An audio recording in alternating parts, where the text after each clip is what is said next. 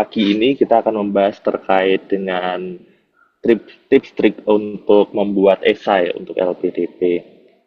Bersama kita pula juga sudah hadir Kak Juverio Pangestu, awardee LPDP PK 248 yang akan berkuliah di Magister Psikologi UGM, dan juga Dr. Indah Amelia yang akan melanjutkan studi PhD-nya di bidang Public Health di University of Queensland. Oke, sebelum kita mulai webinar kita, agar acara ini dapat berjalan dengan lancar, mari kita berdoa bersama untuk kelancaran acara ini. Oke, berdoa dipersilakan.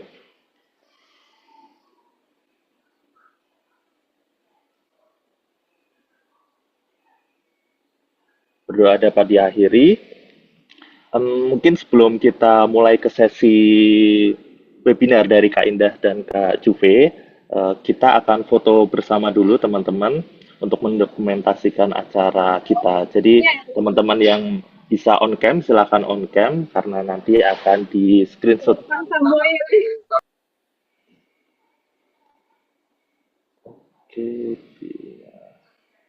Oke, sudah semua. Baik, kita screenshot ya. Cheers semuanya. Oke, satu page lagi. Cheers. Oke.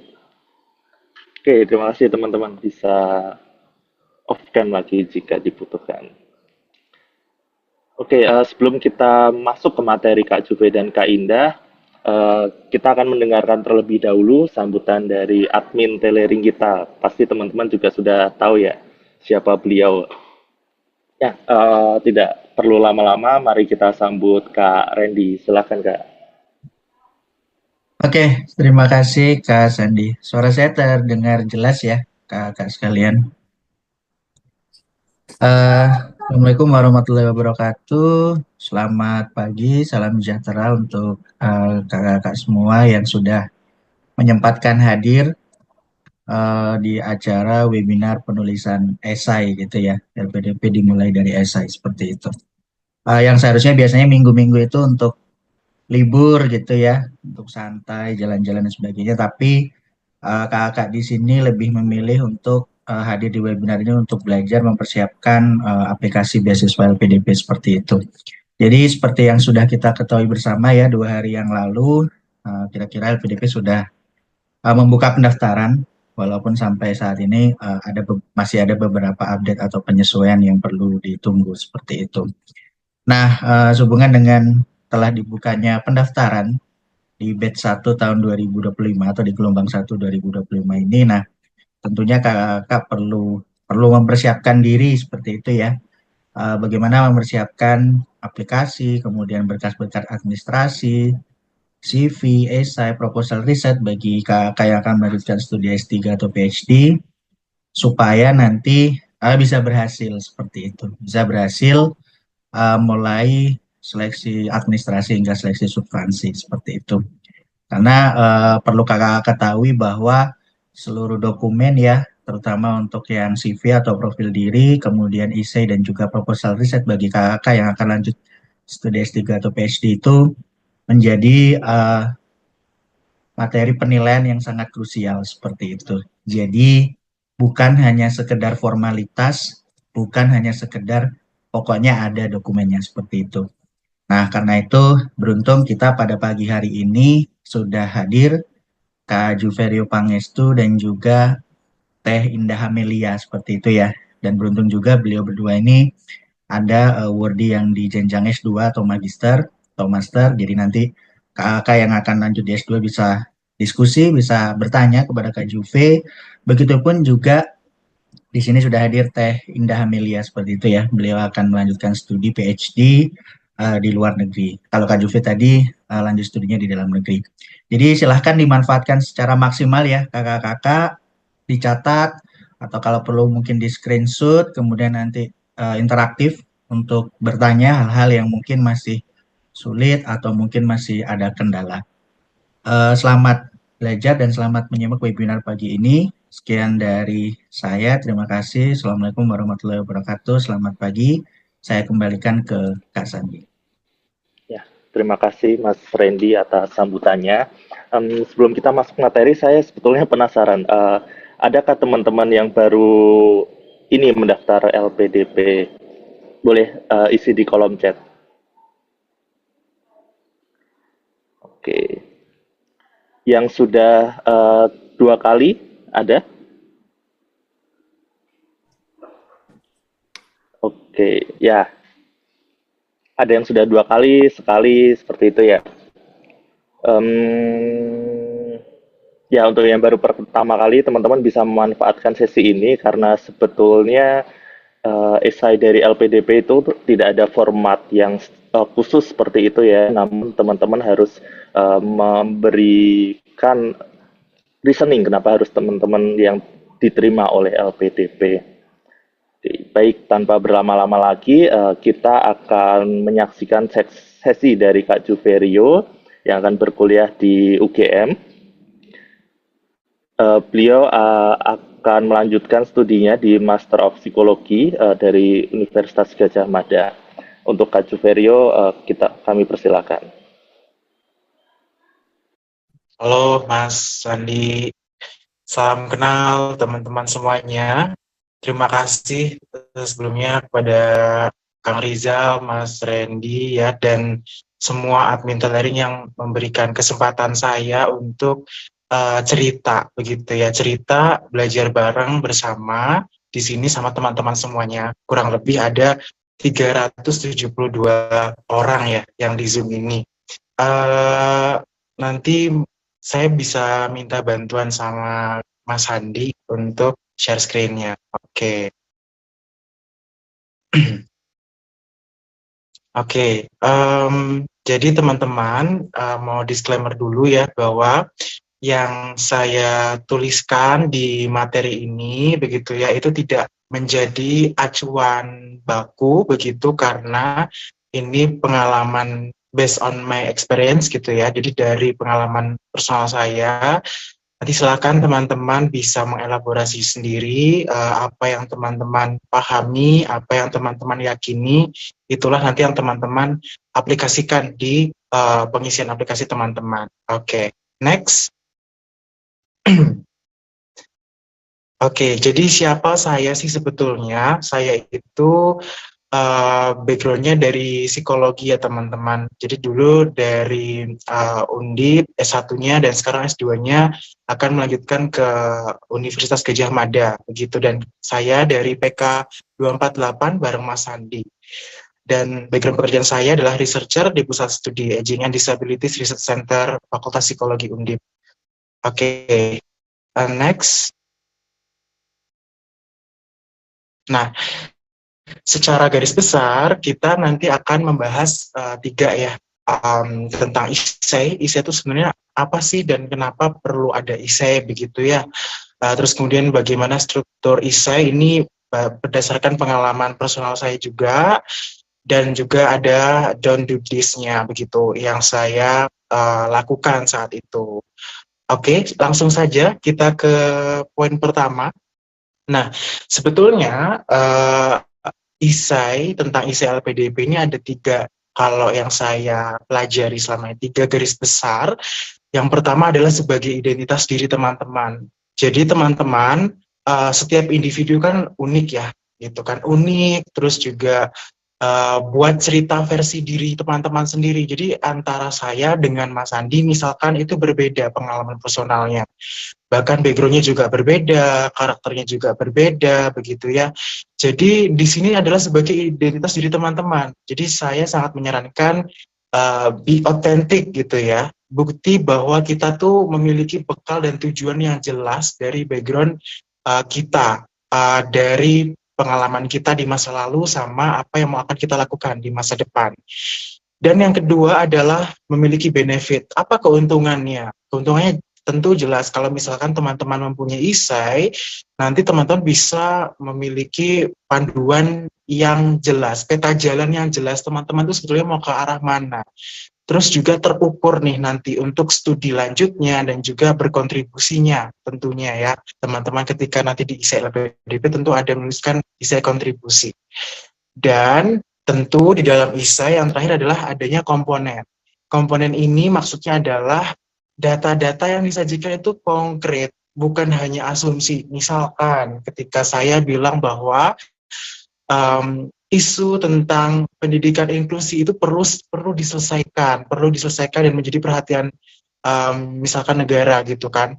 Nah, ketika saya bilang beropini seperti itu, maka saya juga harus menyajikan data begitu. Data-datanya itu konkret, aktual, jadi nggak hanya opini semata gitu. Itu sekilas tentang ISAI, ada 3 garis besar teman-teman secara isinya ya menurut saya. Next. Nah, oke, struktur ISAI itu sebaiknya menjawab pertanyaan ini ya teman-teman. Siapa sih diri teman-teman? Jadi dari mana sih teman-teman itu berasal? Coba refleksi diri lagi. Kira-kira apa ya yang sudah saya lakukan? Dan dengan yang saya lakukan itu, kira-kira apa sih tujuan hidup saya? Dan sebetulnya apa sih tujuan kedepannya untuk yang ingin saya lakukan di pekerjaan saya misalkan, atau sebagai fresh graduate nanti apa ya yang akan saya lakukan ke depannya untuk bisa berkontribusi gitu di isu yang teman-teman concern. Terus kemudian balik lagi ya nomor 3 ini apa yang telah saya lakukan gitu kan, itu berarti terkait dengan pekerjaan sebelumnya. Kemudian juga kalau misalkan fresh graduate berarti terkait dengan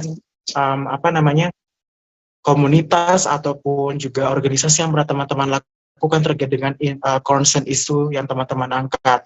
Dan ini poin 4-nya ini ada ini ya keliru ya. Poin 4 itu seharusnya adalah bagaimana teman-teman melakukan, sejauh apa teman-teman melakukan di isu yang teman-teman angkat itu, dan kira-kira apa sih yang sebetulnya teman-teman itu tuh masih merasa kurang begitu. Sehingga gapnya tuh kelihatan begitu. Dan baru ketika itu sudah disadari, poin 5-nya adalah apakah itu benar-benar mendesak untuk diselesaikan, atau jangan-jangan itu hanya terjadi di satu wilayah aja atau satu skup kecil aja, tapi sebetulnya itu bukan menjadi perhatian yang luas begitu isunya.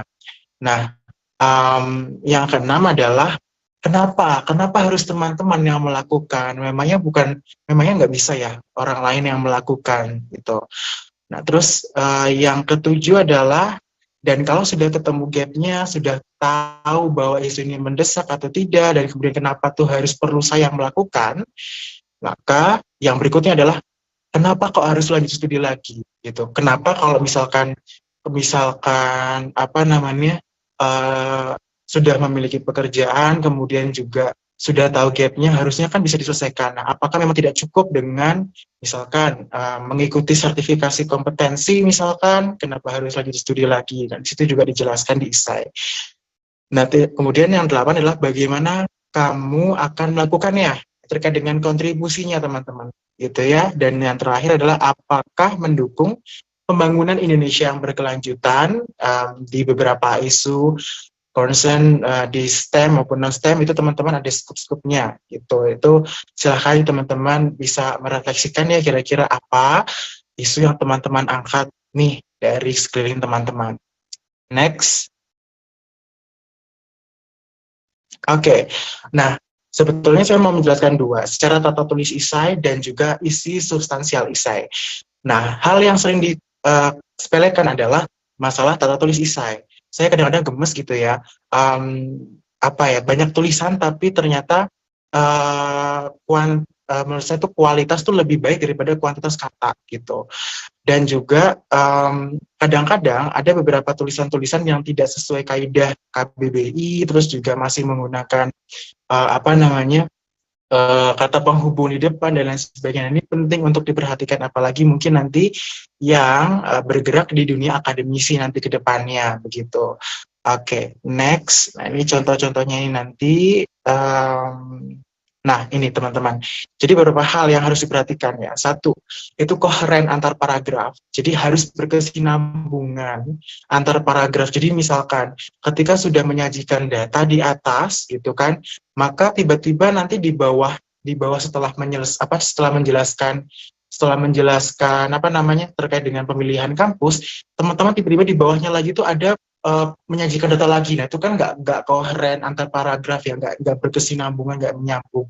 Nah nanti coba dibuat ketika nanti membuat essay teman-teman, cobalah buat paragraf yang nyambung antar kalimatnya, antar paragrafnya. Jadi kalau dibaca tuh enak gitu, ceritanya tuh nyambung, mengalir gitu. Nah terus yang kedua adalah ide pokok ini di awal. Jadi apa ya, sebaiknya tuh memang satu paragraf mengandung satu ide pokok. Nah, selanjutnya nanti bisa ditulis tuh teman-teman kalimat penjelasnya dari ide pokok itu. Kadang-kadang memang ada beberapa ide pokok yang memang tergabung di dalam satu paragraf. Nah, itu nanti coba kita bareng-bareng nanti teman-teman untuk sama-sama lihat isi teman-teman. Yang ketiga tadi saya sudah sampaikan kaidah KBBI yang benar. Dan 4, hindari jargon keilmuan.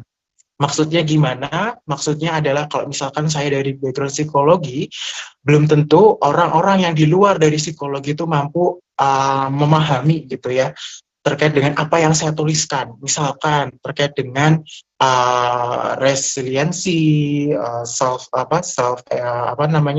regulasi emosi. Nah itu perlu apa ya? Perlu dijelaskan secara umum, general gitu. Jadi biar apa ya, biar orang-orang lain tuh paham yang awam dari background bidang kita gitu.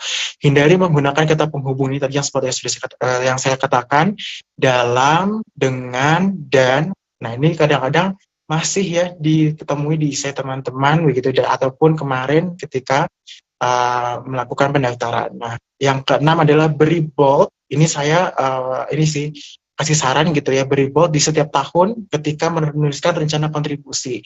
Agar apa? Agar nanti panelis itu tuh langsung matanya tertuju nih, terhighlight bahwa kalau misalkan mau menanyakan di bagian rencana jangka pendek, menengah, ataupun jangka panjangnya gitu. Oke, itu kalau dari tata tulisnya. Next. Nah, oke, secara substansial kita mulai dari background teman-teman. Jadi biasanya teman-teman sudah sering mendengar mungkin ya kalau yang mendaftar beberapa kali, ada tadi saya lihat 2, 3 gitu ya, saya juga 3 kali teman-teman. Nah itu yang pertama ada hook ya biasanya ya, terus juga pengalaman diri teman-teman seperti apa secara singkat, terus juga latar belakang studinya teman-teman secara singkat diperkenalkan. Terus kemudian yang kedua adalah bukti bahwa ini adalah titik balik diri Anda untuk memperdalam isu yang Anda angkat. Jadi misalkan ketika itu saya bercerita bahwa saya menemui anak berkebutuhan khusus sejauh sebelum saya berkuliah S1. Terus kemudian di satu sisi sepanjang perjalanan saya menempuh studi S1, saya juga banyak terlibat di sana. Nah, hal itulah yang menjadi titik aware saya terhadap concern di pendidikan inklusi kayak gitu. Itu singkat saja di situ di background, kemudian jangan terlalu panjang ya, cukuplah sampai 2 atau 3 paragraf saja untuk di backgroundnya. Nah ini bagi yang fresh graduate nih teman-teman, ini saya juga jabarkan gitu ya, tulis pengalaman organisasi atau kuliah yang memang relevan ya teman-teman dengan isu atau skill penunjang teman-teman. Jadi jangan disebutkan semua-muanya diceritakan di dalam esai, tapi sebaiknya pilihlah memang organisasi yang relevan dengan isunya, atau mungkin at least skill-nya relevan gitu ya. Sebaiknya sebutkan action-nya seperti apa ketika teman-teman gabung. Jadi bukan hanya menyebutkan saja, tapi disebutkan waktu itu action-nya seperti apa, dan membuat diri teman-teman itu menjadi seperti apa yang baru ketika teman-teman mengalami pengalaman personal di organisasi itu. Pengalaman organisasi ini menjadi apa, kemudian perannya apa, nilai atau dampaknya seperti apa. Jelaskan juga ketika waktu itu apa yang teman-teman lakukan di sana secara singkat saja, dan skill apa yang meningkat. Nah, bagi teman-teman yang sudah bekerja begitu ya, ini tuliskan saja pengalaman teman-teman yang relevan di pekerjaan teman-teman, utamanya terkait dengan concern isu yang teman-teman angkat. Dan di situ biasanya lebih tergambar ya, gap-nya seperti apa yang sudah teman-teman lakukan ketika di lapangan, apa sih yang hambatan-hambatan yang muncul sehingga teman-teman tuh merasa perlu untuk studi. Oke, next selanjutnya. Ini contoh punya saya ya. Saya itu memulai hook dengan apa yang terlintas dalam benak Anda saat mendengar kata ABK. Jadi saya memulai dengan kalimatannya untuk membuat masuk untuk membuat panelis itu masuk ceritanya, masuk ke cerita saya gitu, masuk ke cerita saya tentang isu anak berkebutuhan khusus atau individu berkebutuhan khusus seperti itu.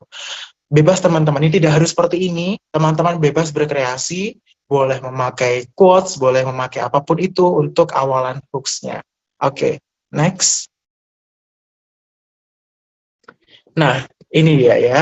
Jadi ketika teman-teman pasti beberapa orang sudah paham gitu ya, ada metode STAR ya. STAR itu S-nya situations. Jadi jelaskan teman-teman ketika menjelaskan pengalaman masa lampau biasanya ya, itu jelaskan, tulis situasinya itu yang harus dihadapi itu siapa dan seperti apa waktu itu dan di mana serta kapan. Lalu T-nya adalah task. Jadi tugas yang diberikan itu apa? Kemudian waktu itu tantangan di pekerjaannya seperti apa atau organisasinya itu seperti apa permasalahannya dan harus diselesaikan dalam waktu seperti apa. Nah, seperti itu. Terus A-nya adalah actions. Jadi ketika berbicara actions adalah bagaimana teman-teman itu tuh melakukan tindakan untuk menyelesaikan permasalahan yang memang terjadi, memperbaiki situasi itu. Saat itu bagaimana? Dan result-nya atau hasilnya itu seperti apa? Jadi tindakannya itu yang sudah dicapai seperti apa? Terus apakah ada keuntungannya enggak untuk ketika teman-teman itu sudah menyelesaikan itu semua gitu kan? Untuk keuntungan baik secara pribadi maupun di organisasi maupun di lembaga ataupun perusahaan yang teman-teman bekerja gitu. Oke, next. Nah, selanjutnya adalah ketika sudah background, masuk ke dalam problem. Problem ini adalah isu concern yang teman-teman angkat. Nah, di sini pengalaman saya itu saya menyajikan data gitu ya, tunjukkan data bahwa apabila tidak diatasi ini maka akan menimbulkan problem nih gitu. Nah, problem ini itu bisa kita lihat dari skop yang kecil dan ternyata skop kecil ini tuh juga ternyata bisa berdampak ke beberapa maksudnya dari bawah ke atas nih gitu kan. Misalkan pemerintah memiliki ini contoh punya saya ya, pemerintah memiliki target bahwa 60% penyandang disabilitas itu bekerja di sektor formal seperti itu di tahun 2045. Nah, tapi pada kenyataannya memang membutuhkan sebelum ke arah sana membutuhkan peningkatan nih kualitas SDM dari gurunya di sektor pendidikannya terlebih dahulu. Nah, sajikan data-data itu. Jadi kalau kata Mas Ari ya, nih saya kutip Mas Ari, pentahelixnya nanti ketika dikontribusi dimainkan. Nah, ini untuk problem, sajikan data-datanya, data yang baik itu tuh bersifat aktual dan juga di daerah teman-teman, dan juga kalau bisa teman-teman melihatnya skupnya tuh tidak hanya di daerah kecil atau perusahaan yang satu perusahaan saja, tapi skalanya tuh Indonesia gitu, data-data di Indonesia nasional kalau bisa. Nah, selalu gunakan data terbaru, kondisi terkini gitu ya, kaitkan dengan data nasional tadi yang saya bilang, RPJPN atau SDGs juga bisa.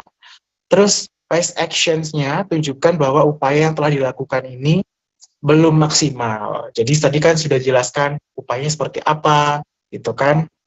Kemudian selanjutnya adalah teman-teman sudah menanggulanginya bagaimana, tapi ternyata kok hasilnya belum maksimal banget ya. Nah, ini butuh solusi yang baru nih. Nah, gap-nya di situ perlu dijelaskan, urgensinya perlu dijelaskan kenapa kok perlu studi lanjut. Gitu. Tunjukkan bahwa memang benar-benar ingin studi lanjut ya. Sampaikan bahwa pengetahuan keilmuan kita tuh belum cukup. Nah, ini kadang-kadang memang di sini yang saya pahami ketika belajar bareng nih sama teman-teman di batch sebelumnya, ada benang merah yang terputus, yaitu gap-nya ini belum kerasa banget nih untuk studi. Tuh, di bagian sininya. Next.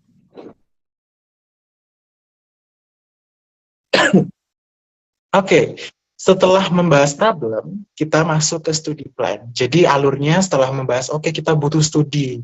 Dan kenapa butuh studi? Ya karena seperti itu gapnya. Terus kemudian, that's why kita memilih universitas. Nah, jelaskan mengapa jurusan yang kita pilih itu penting, gitu ya, tepat untuk menjadi modal kita berkontribusi di masyarakat.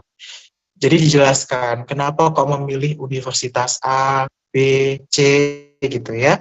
Nah, kemudian yang berikutnya adalah di ISE saya waktu itu, tidak hanya menyebutkan saja ingin mengambil mata kuliah A, B, C, dan seterusnya. Tapi kenapa waktu itu tuh saya memilih mata kuliah A, misalkan, oh karena saya perlu nih untuk mengisi gap saya terkait dengan, kalau kayak saya adalah asesmen perkembangannya, misalkan. Itu saya jelaskan di situ, sehingga ketika saya mengambil mata kuliah ini, harapan saya bisa seperti apa. Itu dijelaskan di situ. Terus kemudian jelaskan fasilitas atau expert yang kita pilih. Jadi lebih baik adalah apa? Menurut saya lebih baik tidak hanya menyebutkan saja, tapi jelaskan apa relevansi expertnya. Misalkan expert ini, kalau saya ya berarti expert saya Bu A, ini terkait dengan metodologinya banyak terkait dengan photo voice yang banyak membantu tentang individu berkebutuhan khusus dan juga terkait dengan asesmen perkembangan. So that's why itu sesuai banget nih sama isu saya. Jadi beliau cocok untuk saya jadikan untuk expert begitu, untuk membantu saya ke depannya di tesis gitu. Nah, yang selanjutnya adalah apakah studi kita memang relevan dengan masalah dan kebutuhan di Indonesia sehingga tidak terkesan bahwa lanjut studi ini adalah kebutuhan pribadi atau keuntungan pribadi saja gitu kan, karena memang LPDP kan kontribusi ya teman-teman gitu. Untuk S2 itu ya memang sebaiknya kita melakukan dan memberikan apa yang sudah kita dapatkan kepada orang lain di sekitar kita gitu, secara tulus begitu. Nah, terus kemudian adalah fokus pada kualitas. Jadi kalau saya tuh lebih banyak menyebutkan kualitas-kualitas yang ada di dalam universitas yang saya pilih, alih-alih saya menyebutkan ranking. Saya nggak menyebutkan ranking malah di essay saya. Ranking itu nggak saya sebutkan. Jadi itu sih yang saya tuliskan di dalam studi plan kemarin. Dan kemarin saya juga sempat setelah ada pemateri namanya Pak Yanuar. Beliau itu menyampaikan ada beberapa poin gitu ya yang prioritas gitu kan, dan bidang-bidangnya nanti mungkin bisa nitip mungkin ke Kang Sandy, nanti saya share gitu. Oke, next. Nah, ini kayaknya sebelum terakhir, ini ada contribution plan ya. Contribution plan, jadi setelah teman-teman menjelaskan studi plan, teman-teman itu menjelaskan kontribusinya mau seperti apa. Linear antara tujuan utamanya nih jangka panjang kita, gitu kan, bidik satu jangka panjang, dengan rencana kontribusi sehingga tidak kontradiktif. Contohnya, masalah yang diangkat itu berasal dari profesi saat ini, gitu ya. Namun kontribusinya tiba-tiba ingin menjadi konsultan yang memang belum ada channel ke sana, belum tahu apakah itu tuh dibutuhkan atau tidak, belum tahu apakah itu tuh bisa kita capai atau tidak, terus buat apa kita tulis gitu. Jadi kalau misalkan berangkat case dari permasalahan di saat ini, misalkan PNS gitu ya, berarti nanti teman-teman melakukan inovasi di bidang teman-teman di PNS itu gitu. Terus jelaskan step by step seperti anak tangga, ibaratnya teman-teman ketika menuliskan kontribusi ini itu tidak terputus ya, jadi kayak cerita aja teman-teman, saya tuh pengen A, untuk mencapai A maka saya harus A, B, C, D, kemudian setelah A tercapai saya harus B, dan B maka saya harus melakukan X, Y, Z, nanti hasil akhirnya adalah U misalkan. Nah, kurang lebih kayak gitu. Jadi ketika dibaca itu runtut, jelas, dan benang merahnya ketarik lurus gitu. Ada short term, medium, dan long term. Waktu kemarin saya untuk mencapai long term, maka harus melakukan medium term, maka saya harus melakukan short term dulu gitu. Terus jelaskan untuk merealisasikan rencana kontribusi ini kita perlu, kalau ini saya lihat lagi-lagi kutip perkataannya Mas Ari ya, itu kan pentahelix, siapa sih yang akan kita ajak kerjasama gitu. Jadi bukan hanya disebutkan aja, tapi di situ dijelaskan bagaimana perannya, bagaimana caranya, dan apa hasilnya yang kita harapkan, apa sih output yang apa sih output yang kita katakan berhasil kalau misalkan program kita tuh berhasil gitu, kita capai di kontribusi itu. Dan waktu itu kemarin saya sempat ditanya juga sama panelis, apa sih evaluasinya kalau misalkan program itu tuh dikatakan berhasil gitu waktu itu di substansi. Next, selanjutnya. Oke, nah dalam menyusun kontribusi perlu yang namanya metode SMART ya. Jadi spesifik gitu. Spesifik ini apa sih yang ingin dicapai teman-teman? Goals-nya itu seperti apa? Terus kemudian measurable. Jadi bagaimana kita tahu kapan kita tuh akan mencapai tujuan yang akan kita capai gitu. Terus yang selanjutnya ini adalah ini ya, attainable. Jadi kita di sini itu apakah benar-benar kita tuh ingin bisa untuk mencapainya atau tidak nih gitu. Maka so that's why penting sekali sebelum menuliskan, membreakdown, memberi narasi itu kita list dulu gitu. List dulu, membuat list kira-kira apa aja yang ingin kita lakukan. Nanti baru bisa tuh didiskusikan bareng sama teman-teman, mentor, teman-teman gitu. Ataupun nggak harus mentor, tapi orang terdekat teman-teman, ataupun juga sesama pendaftar juga bisa, gitu. Nah, R-nya adalah relevan, ya. Jadi, apakah itu akan bisa berkontribusi, gitu ya, terhadap pertumbuhan, misalkan pertumbuhan perusahaan teman-teman, misalkan, atau mungkin di bidang PNS yang teman-teman geluti di situ, gitu kan. Apakah memang benar-benar akan membawa dampak signifikan gitu ya. Dan yang terakhir adalah time bound-nya harus jelas. Jadi kapan nih ingin mencapai itu semua gitu. Jadi memang ada time bound-nya ya sebaiknya gitu. Next. Nah, yang terakhir adalah closing.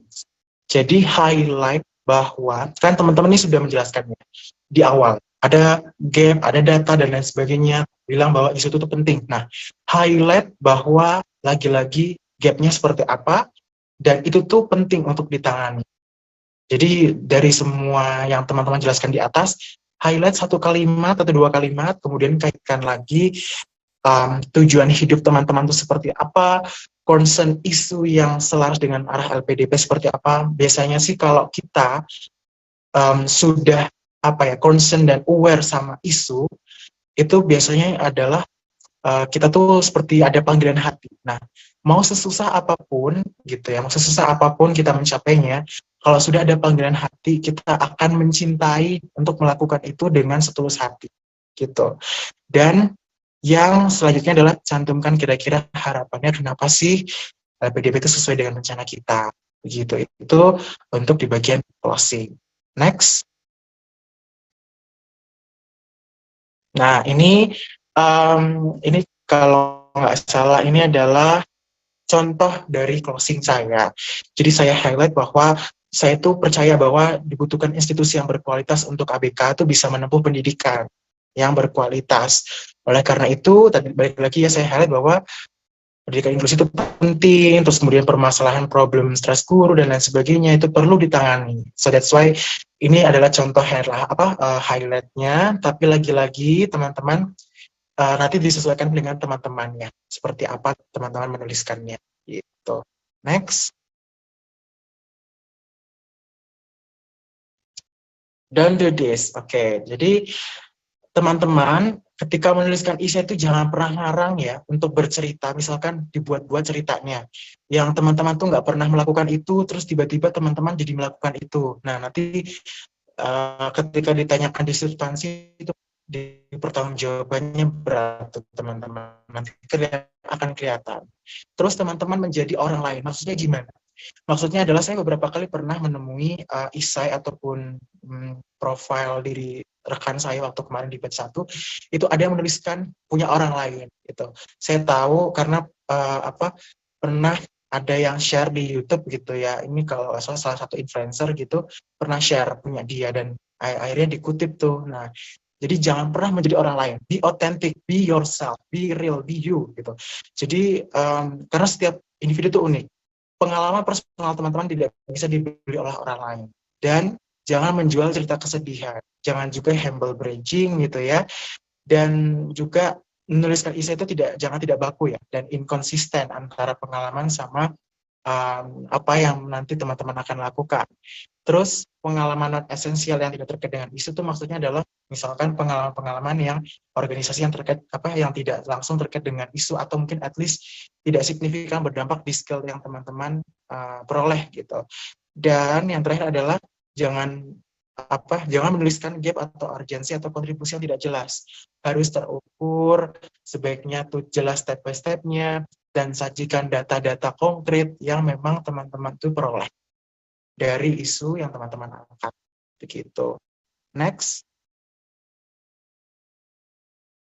Nah, terima kasih teman-teman. Ini adalah kontak saya.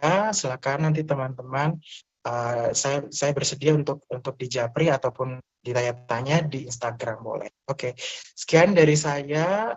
Terima kasih untuk tailoring, dan juga saya kembalikan ke Mas Andi.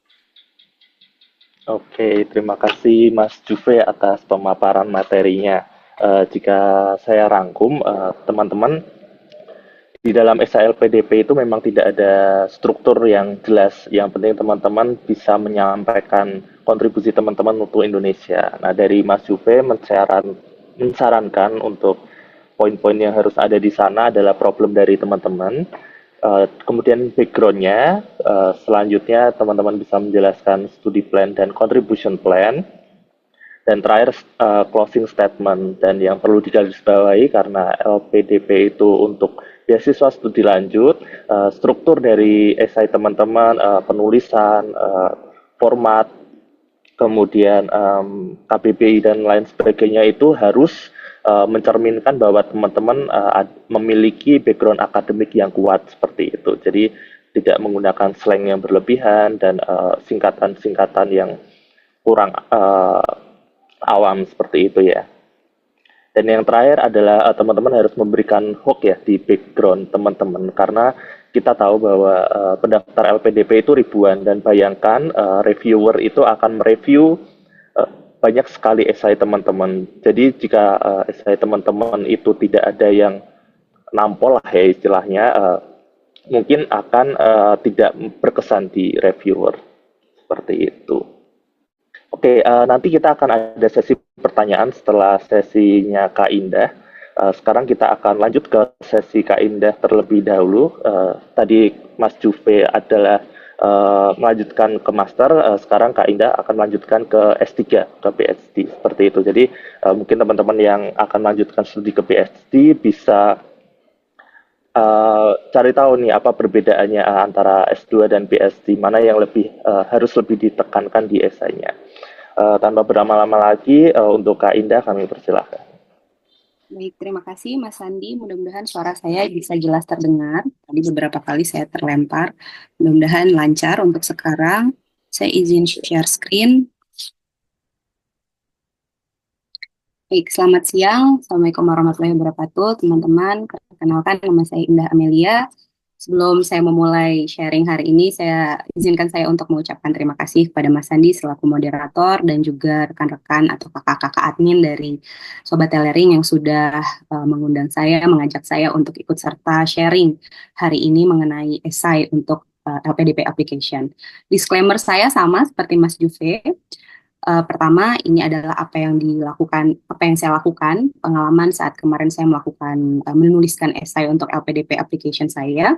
Yang kedua, kalau nanti ada perbedaan misalnya antara saya dengan Mas Juve, itu bukan berarti bahwa apa yang saya presentasikan sekarang ini menginvalidkan apa yang dikerjakan atau yang disampaikan tadi oleh Mas Juve gitu ya. Jadi semuanya valid, semuanya apa yang kita kerjakan. Jadi nanti teman-teman silahkan bisa mengambil inspirasi atau hikmah-hikmah yang bisa diambil, silahkan yang relate dengan teman-teman masing-masing. Ya, itu alamat Instagram saya. Baik, tak kenal maka kenalan dulu atau ta'aruf ya. Saya tadi Indah Amelia, saya saat ini bekerja sebagai dosen di Faculty of Medicine Unpad. Pendidikan saya dulunya sarjana kedokteran, kemudian profesi dokter dan Master of Public Health semuanya dari Faculty of Medicine 4, Fakultas Kedokteran 4.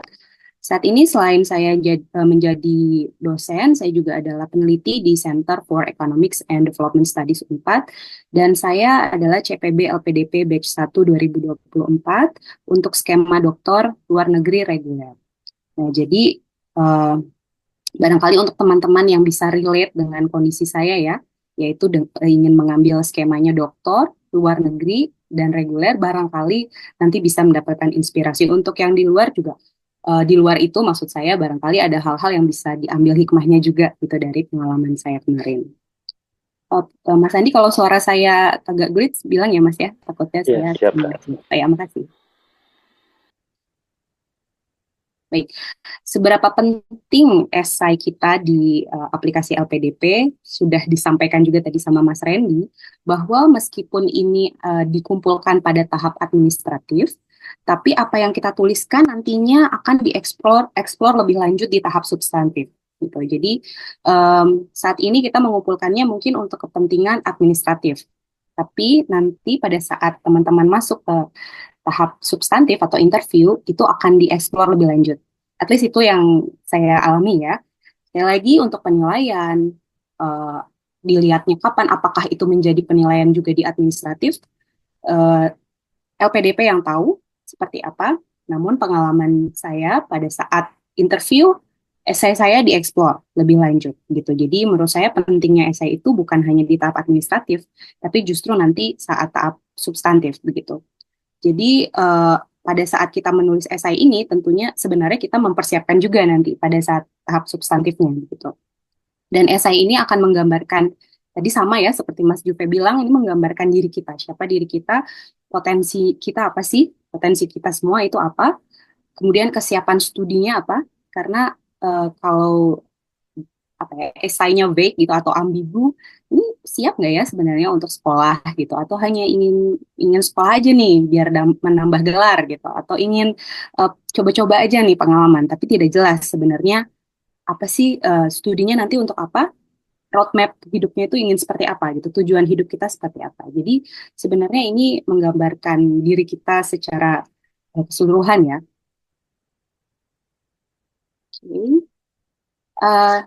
Jadi yang saya rasa perlu kita lakukan pada saat kita mau melakukan aplikasi suatu beasiswa, tentunya harus kenali dulu organisasi yang akan memberi kita beasiswa. Dalam hal ini LPDP, jadi harus ketahui visi misi dan fokus LPDP. Tadi sedikit Mas Juve bilang ya, ada fokus-fokus tertentu nih dari LPDP. Ya ini saya kutip dari websitenya LPDP dari yang terbaru ya.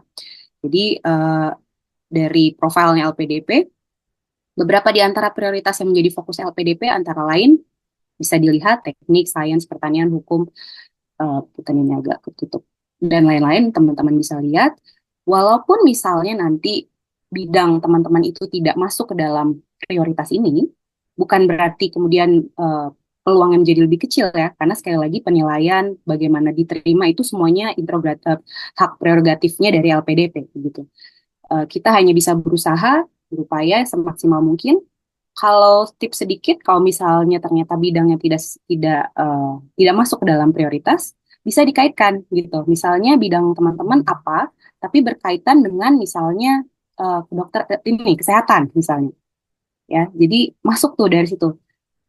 Walaupun misalnya bidangnya adalah X ya, yang tidak berkaitan di sini, namun X ini sangat mendukung bidang kesehatan misalnya. Nah itu bisa dieksplor juga, di highlight juga, ditambahkan sehingga itu menambah nilai jual teman-teman. Gitu. Nah, kenapa sih penting untuk mengenali visi misi dan fokus LPDP? Nantinya ini bisa mempercantik, menguatkan juga esai teman-teman gitu, bahwa oh ternyata ya kandidat ini punya visi yang sama gitu. Dan sebenarnya sih kalau untuk diri sendiri ya, kalau point of view-nya dari saya, artinya apa yang mau saya kerjakan itu ternyata sama nih dengan apa yang LPDP harapkan gitu. Oh ternyata kita punya visi yang sama nih, jadi kita klop. Kan kadang-kadang ada institusi yang berbeda ya,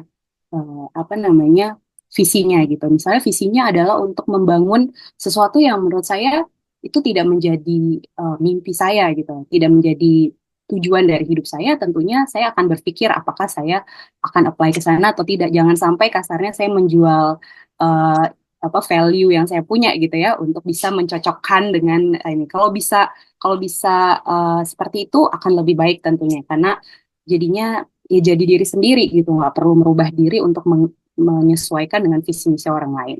Mudah-mudahan visi misi dan fokus LPDP ini sesuai ya dengan teman-teman semua sehingga kalian mau masuk atau mau apply untuk LPDP ini. Selanjutnya yang perlu diketahui juga adalah apa sih yang diharapkan dari esai. Ini sekali lagi ada di website LPDP. Yang diharapkan ada 3 ini kalau yang dari ininya ya, dari buku, bukan dari buku, dari website. Mungkin di buku pedoman juga ada yang terbaru.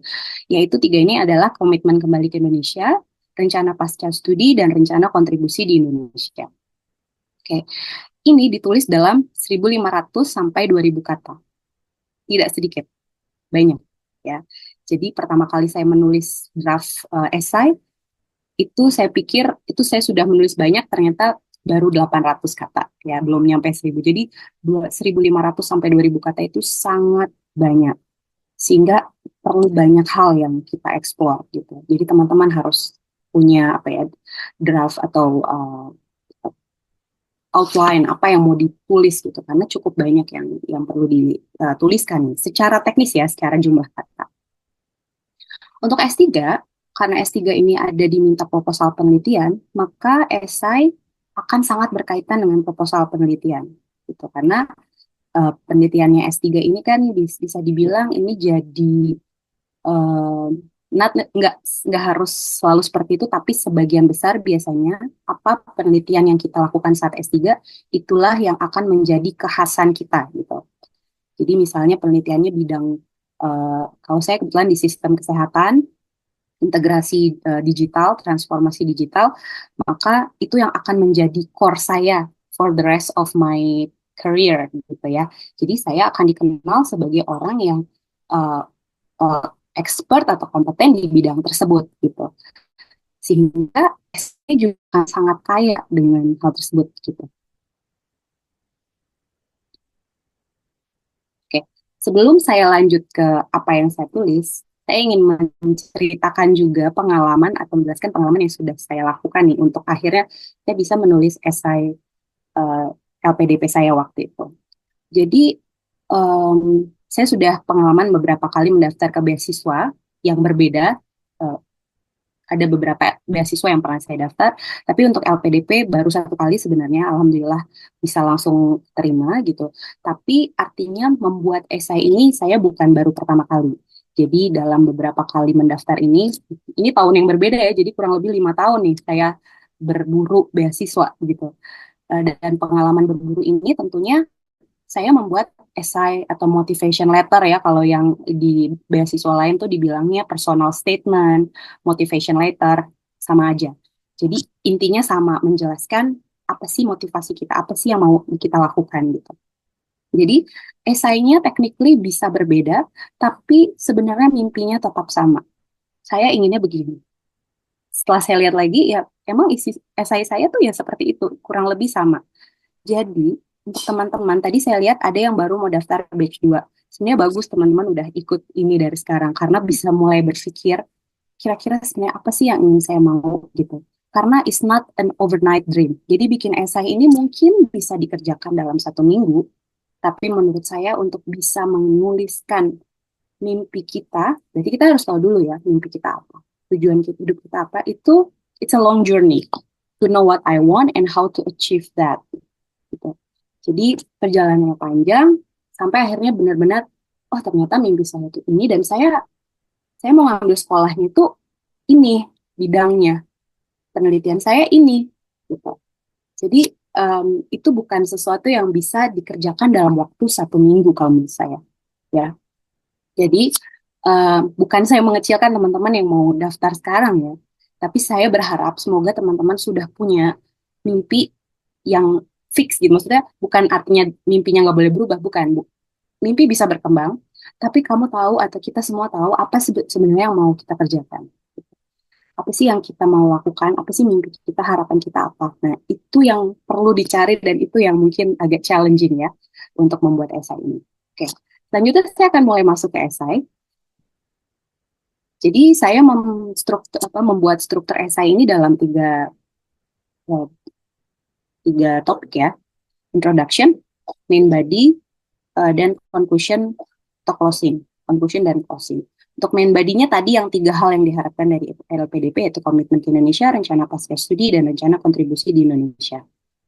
Mungkin suara saya masih aman ya, teman-teman? Iya, masih Kak Indah. Oh ya, alhamdulillah. Oke, saya jabarkan sedikit-sedikit. Di bagian introduction, di sini saya mengenalkan diri dan peran saya, dan secara general menjelaskan masalah yang ingin diangkat dan visinya. Jadi mirip ya seperti yang tadi Mas Tika bilang. Jadi kita memang perlu tahu, pertama kita mengenalkan diri. Saya sebagai dosen, saya sebagai praktisi kesehatan masyarakat, saya melihat ada masalah apa, nah itu yang bisa dibuka di introduction. Kemudian apa visi saya? Saya berkomitmen untuk mengembangkan model inovatif untuk memanfaatkan teknologi digital, ya, seperti ini. Ini saya nggak plek kopas apa yang saya tulis ya, ini cuma beberapa saja karena sebenarnya uh, saya banyak eksplor juga gitu. Jadi saya rasa teman-teman nanti bisa ambil poinnya, tapi eksplornya nanti tentunya sendiri-sendiri sesuai dengan diri masing-masing. Selanjutnya di bagian isi, di isi yang pertama adalah tentang komitmen kembali ke Indonesia. Di sini saya mencoba menjawab mengapa akan kembali ke Indonesia. Ya, karena saya adalah skemanya luar negeri, hal ini lebih mudah untuk saya membayangkan ya, karena kan saya ada di luar negeri, jadi saya berpikir kenapa saya akan kembali ke Indonesia gitu. Itu lebih mudah konteksnya. Buat yang dalam negeri, saya rasa pertanyaannya sama ya kalau saya lihat dari website. Tapi punten kalau ternyata berbeda, ya nanti disesuaikan saja. Tapi intinya menunjukkan motivasi untuk kembali ke Indonesia. Contoh isinya saya menjabarkan alasan pribadi, moral, dan profesional untuk kembali, kemudian kesadaran bahwa beasiswa adalah uang pajak masyarakat, investasi pemerintah, sehingga saya berkewajiban untuk kontribusi kembali, seperti itu. Di bagian isi yang kedua, di sini saya menjabarkan tentang rencana pasca studi. Jadi ini di sini saya menjawab langkah pertama apa yang akan dilakukan segera setelah saya pulang dari sekolah. Gitu. Jadi ini disampaikannya dalam langkah yang konkret, rencana profesional yang jangka pendek saja kalau untuk yang sini. Saya menuliskannya seperti itu. Seperti misalnya melanjutkan penelitian, dan itu bagaimana melanjutkan penelitiannya. Misalnya tadi penelitian saya tentang model untuk sistem kesehatan di layanan primer, saya ingin melanjutkan kembali, tapi apa? Caranya seperti apa? Misalnya bekerja sama dengan institusi apa, misalnya di fakultas saya ada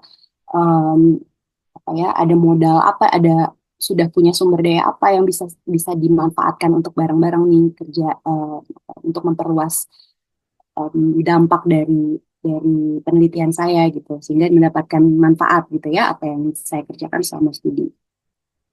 Gitu, jadi intinya menjelaskan spesifik apa yang, jadi nanti bisa terlihat nih, oh kandidat ini sudah tahu nanti setelah pulang tuh mau ngapain gitu. Doable nggak dilakukan di Indonesia? Kadang-kadang soalnya sekolah di luar negeri ya terutama ya, sudah maju gitu penelitiannya, ternyata pas saat di Indonesia itu not applicable gitu dilakukan di Indonesia. Nah itu barangkali yang diharapkan ya kalau saya boleh menilai gitu ya atau menginterpretasikan. Jadi kenapa perlu ada rencana pasca studi, memastikan bahwa teman-teman yang dari luar negeri, terutama saya karena luar negeri ya, itu pada saat pulang tuh tahu nanti mau gimana, applicable tidak dilakukan di Indonesia. Jadi berpikir gitu kan, penelitian saya bisa nih dilanjutkan lagi di Indonesia begini. Oke. Selanjutnya yang terakhir untuk main body yang ketiga adalah tentang rencana kontribusi di Indonesia.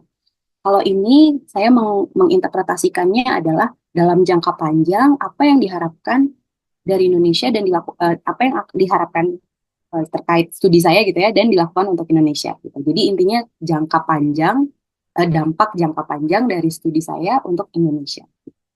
Jadi misalnya harapannya bisa Yang tadinya saya mengerjakannya hanya di Jawa Barat misalnya, saya ingin melanjutkan ke beberapa wilayah atau nggak harus Jawa Barat ya, misalnya di Bandung Raya, karena saya di Bandung misalnya, atau di Sumedang bahkan, saya ingin memperluas ini cakupannya ke Bandung Raya, kemudian ke Jawa Barat, misalnya itu. Dan apa, sekali lagi konkretnya, hal-hal yang dilakukan untuk bisa ya apa namanya mencapai hal tersebut gitu. Misalnya kolaborasi, kemudian eh, apa namanya ini kan butuh uang ya untuk mengerjakan ini, misalnya apply grant, misalnya minta kerjasama dengan apa yang bisa memberikan di LPDP juga ada ini kan ya, ada grant untuk penelitian misalnya, nah itu bisa dimasukkan juga. Oh ya, selain tentang studi atau penelitian, saya juga sebenarnya memasukkan punten, tapi nggak saya tulis di sini, memasukkan rencana kontribusi yang lain di luar pendidikan gitu, di luar penelitian. Misalnya adalah dari sisi saya ingin berkontribusi dari karena saya perempuan, saya seorang ibu gitu. Nah itu saya ada sedikit menggambarkan tentang rencana kontribusi dalam hal tersebut. Jadi kayak bisa apa yang bisa saya lakukan nih agar perempuan juga makin banyak yang nggak takut untuk sekolah misalnya seperti itu. Ini sedikit hal-hal yang bisa teman-teman explore lagi. Tapi sekali lagi itu sesuai dengan kemampuan ya, jangan over promising juga gitu. Nah, alhamdulillah nih karena hari ini saya diundang teman-teman sobat tailoring, kakak admin tailoring, jadinya saya bisa sudah menjalankan nih rencana kontribusi saya itu sharing gitu ya. Nah, itu contohnya yang bisa dilakukan. Yang terakhir adalah conclusion. Ini lebih kayak menegaskan kembali komitmen saya dan kepercayaan diri gitu ya. Kemampuan diri akan keyakinan akan kemampuan diri dan dampak yang akan dicapai. Saya percaya bahwa bla bla bla, saya melihat kesempatan ini sebagai apa gitu. Jadi apa namanya dijelaskan kembali, ditutup dengan hal-hal yang menguatkan dari yang membaca gitu, bahwa oh dia yakin, dia punya strong will dan punya optimisme untuk mengerjakan apa yang tadi sudah disampaikan gitu. Komitmen itu terlihat ya, jadi kalimatnya bisa yang strong gitu, yang positif tentunya. Oke, nah sebenarnya teman-teman, selain esai yang tadi ya, nanti teman-teman akan juga mengisi profil diri, dan itu sebenarnya buat saya itu juga sama-sama esai. Tapi dia lebih short ya, kalau tidak salah batasnya 200 kata. Jadi ini ada poin-poin kelebihan dan kekurangan diri, ini yang perlu diisi ya. Mungkin kalau teman-teman sudah buka eh, apa namanya aplikasi LPDP-nya, bisa lihat ya ada banyak sekali yang perlu diisi tuh, kolom-kolom yang harus diisi. Kelebihan dan kekurangan diri, pengalaman membanggakan dan kurang membanggakan, hal terakhir yang diajarkan pada diri sendiri, kesalahan yang dilakukan selama belajar atau bekerja, tugas di luar ruang lingkup kerja, dan pembeda dari peserta lain. Nah ini sebenarnya juga perlu diisi, dan ini juga sebenarnya bentuknya tulisan ya, cuma lebih pendek. Nah ini sedikit apa namanya tips sedikit. Jadi pada saat menuliskan kelebihan diri, sebaiknya kalau menurut saya dan yang saya kerjakan adalah yang sejalan dengan bidang atau tujuan gitu. Jadi kalau misalnya saya bilang kelebihan diri saya adalah saya apa ya, saya lupa ya. Kelebihan diri saya misalnya leadership misalnya gitu. Kalau memiliki jiwa leadership, nah itu tuh eh, misalnya itu penting dengan apa yang mau saya kerjakan gitu. Misalnya atau enggak saya disiplin misalnya gitu ya. Kelebihan dirinya disiplin. Ini karena disiplin ini sangat penting untuk saya mengerjakan ini. Jadi kelebihan-kelebihan yang tapi tidak ngarang ya. Tentunya ini tetap seperti apa adanya, namun bisa dieksplor yang lebih berhubungan dengan apa yang kita. Jadi biar semuanya tuh inline gitu. Ya, jadi misalnya jangan tulis kelebihan dirinya, punten ya ini contoh aja. Kelebihan dirinya misalnya jago masak misalnya, kan itu tentunya tidak relevan dengan aplikasi ini gitu. Kelebihan diri bisa memasak, bisa melukis, itu kan kelebihan diri sebenarnya ya. Tapi karena dibatasi, saya rasa akan lebih penting biar juga aplikasi kita kuat gitu ya. Dan inline dari atas sampai bawah itu yang berhubungan dengan bidang kita. Gitu. Kemudian di bagian pengalaman yang kurang dan membanggakan dan kurang membanggakan akan lebih baik kalau juga ditambahkan apa value atau pelajaran yang dipelajari saat mengalami itu. Gitu. Pada saat, terutama mungkin yang kurang membanggakan ya, pada saat mengalami hal sesuatu, apa value yang bisa. Jadi ini kayak menunjukkan bahwa kita belajar apa. Gitu. Dari hal ini tuh saya belajar ini. Ya, dari kekurangan atau hal yang kurang membanggakan ini saya belajar bahwa saya perlu lebih disiplin misalnya seperti itu. Oke. Kemudian di bagian kesalahan yang dilakukan selama bekerja atau belajar, ini boleh juga ditambahkan apa yang sudah dilakukan untuk menyelesaikan atau ya overcoming kesalahan itu. Gitu. Misalnya saya kesalahannya tidak update terhadap ini misalnya apa namanya suka suka suka nggak update dengan informasi-informasi baru yang sifatnya administratif. Nah, ini contoh yang saya beneran kerjakan ya. Jadi what you need to overcome misalnya akhirnya saya meminta bantuan misalnya kepada rekan saya gitu atau kepada tim uh, HRD. Kalau misalnya ada itu, ya ini ini contoh-contoh strategi ya. Misalnya, saya akhirnya meminta teman saya jika kalau ada sesuatu, tolong saya diingatkan juga gitu misalnya karena saya benar-benar nggak update nih misal kayak gitu. Atau kalau ini lewat email, jadi emailnya notifikasinya kalau ada yang ini lebih kuat gitu notifikasinya misalnya seperti itu. Selanjutnya ada tugas di luar ruang lingkup kerja.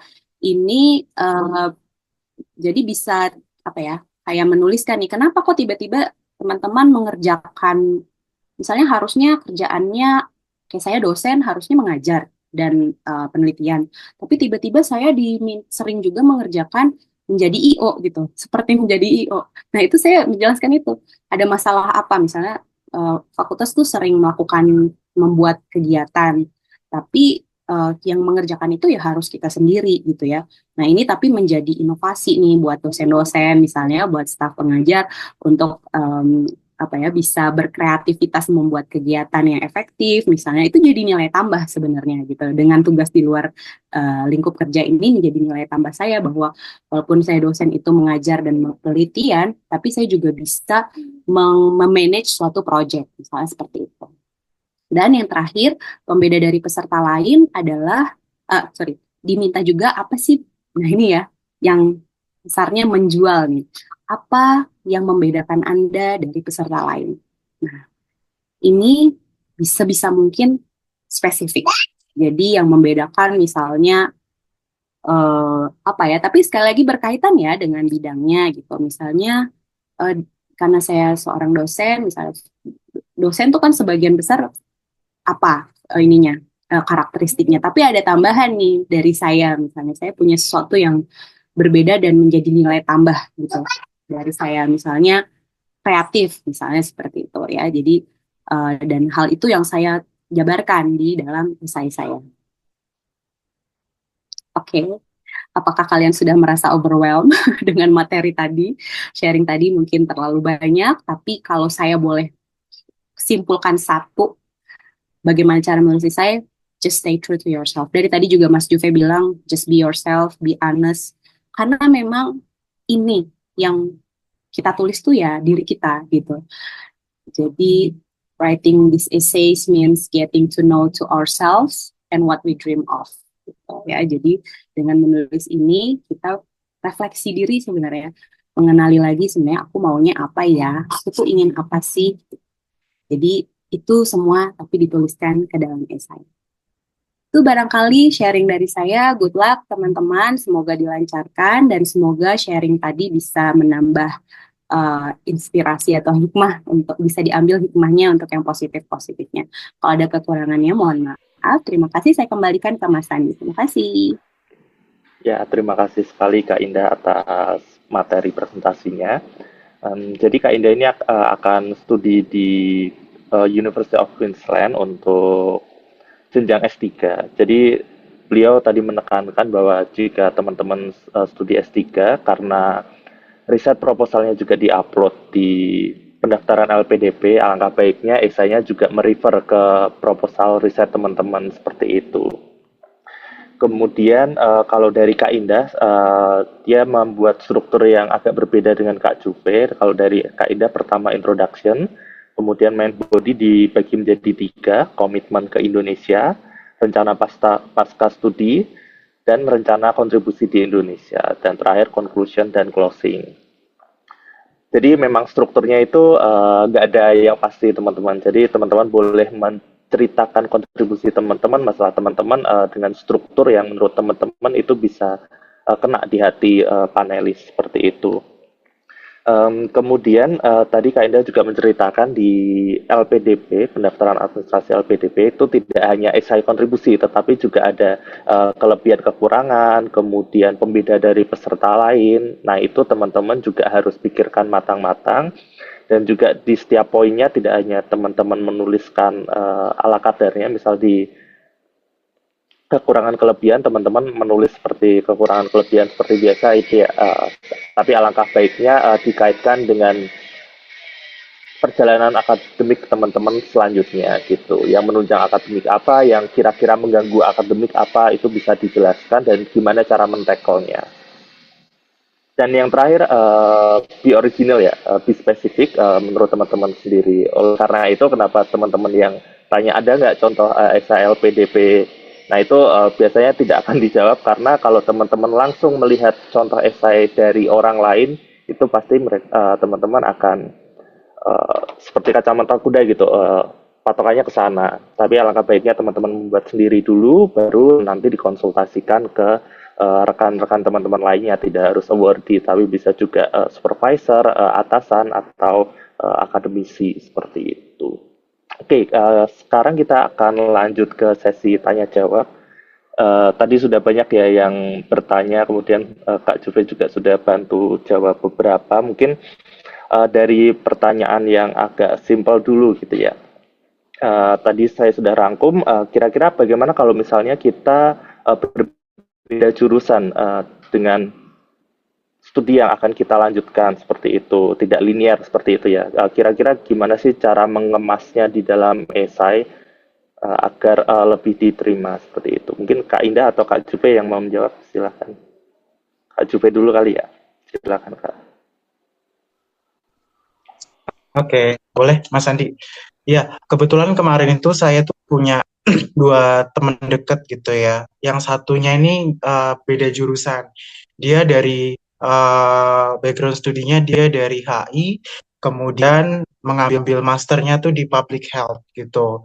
Nah, yang dilakukan teman saya itu kalau konteksnya beda jurusan banget gitu kan, itu mencoba untuk mengkaitkan di ranah pekerjaannya saat ini yang sedikit menyerempet antara irisan antara HI sama public health-nya. Nanti kalau misalkan kakak tadi yang tanya itu dicoba cari deh, pasti ada irisannya, entah itu tuh pengalaman background pekerjaan sekarang yang beririsan baik itu secara skillnya di background S1 maupun nanti untuk S2. S2-nya kan pasti ini kan keterbutuhan dari tempat kerja kakak gitu kan, yang sehingga kakak tuh merasa bahwa kakak perlu studi karena memiliki gap itu dan butuh nih tidak linear jurusannya begitu.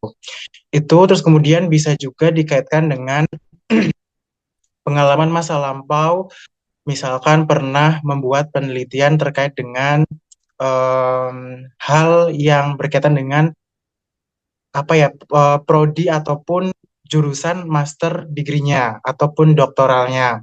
Itu juga bisa. Jadi pasti ada di dalam diri kita yang tidak kita sadari itu tuh pernah beririsan baik itu secara skillnya maupun secara kompetensinya itu untuk dari ranah satu dari ranah bidang atau prodi satu ke prodi lainnya tuh pasti ada Kak. Itu sih kalau mungkin dari saya Mas Andi.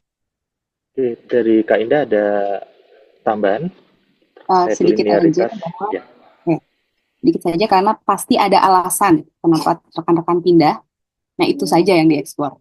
Kenapa kok bisa tiba-tiba pindah tuh pasti ada alasannya. Nah, itulah yang perlu diperjelas. Itu aja sih.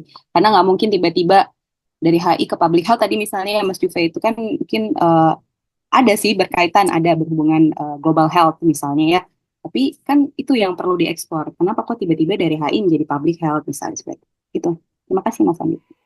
Oke, terima kasih Kak Indah, Kak Juve. Ini juga menjawab pertanyaan tadi kalau misalnya latar belakang alasan lanjut studinya dari keluarga apakah boleh. Yang penting itu bisa terjelaskan dan itu bisa berkontribusi untuk Indonesia gitu kan ya. Selanjutnya ini ada 3 orang yang resen. Kak Tis Atun, silakan Kak kalau bertanya jika ingin bertanya secara langsung. Oke, terima kasih Kak udah atas kesempatannya.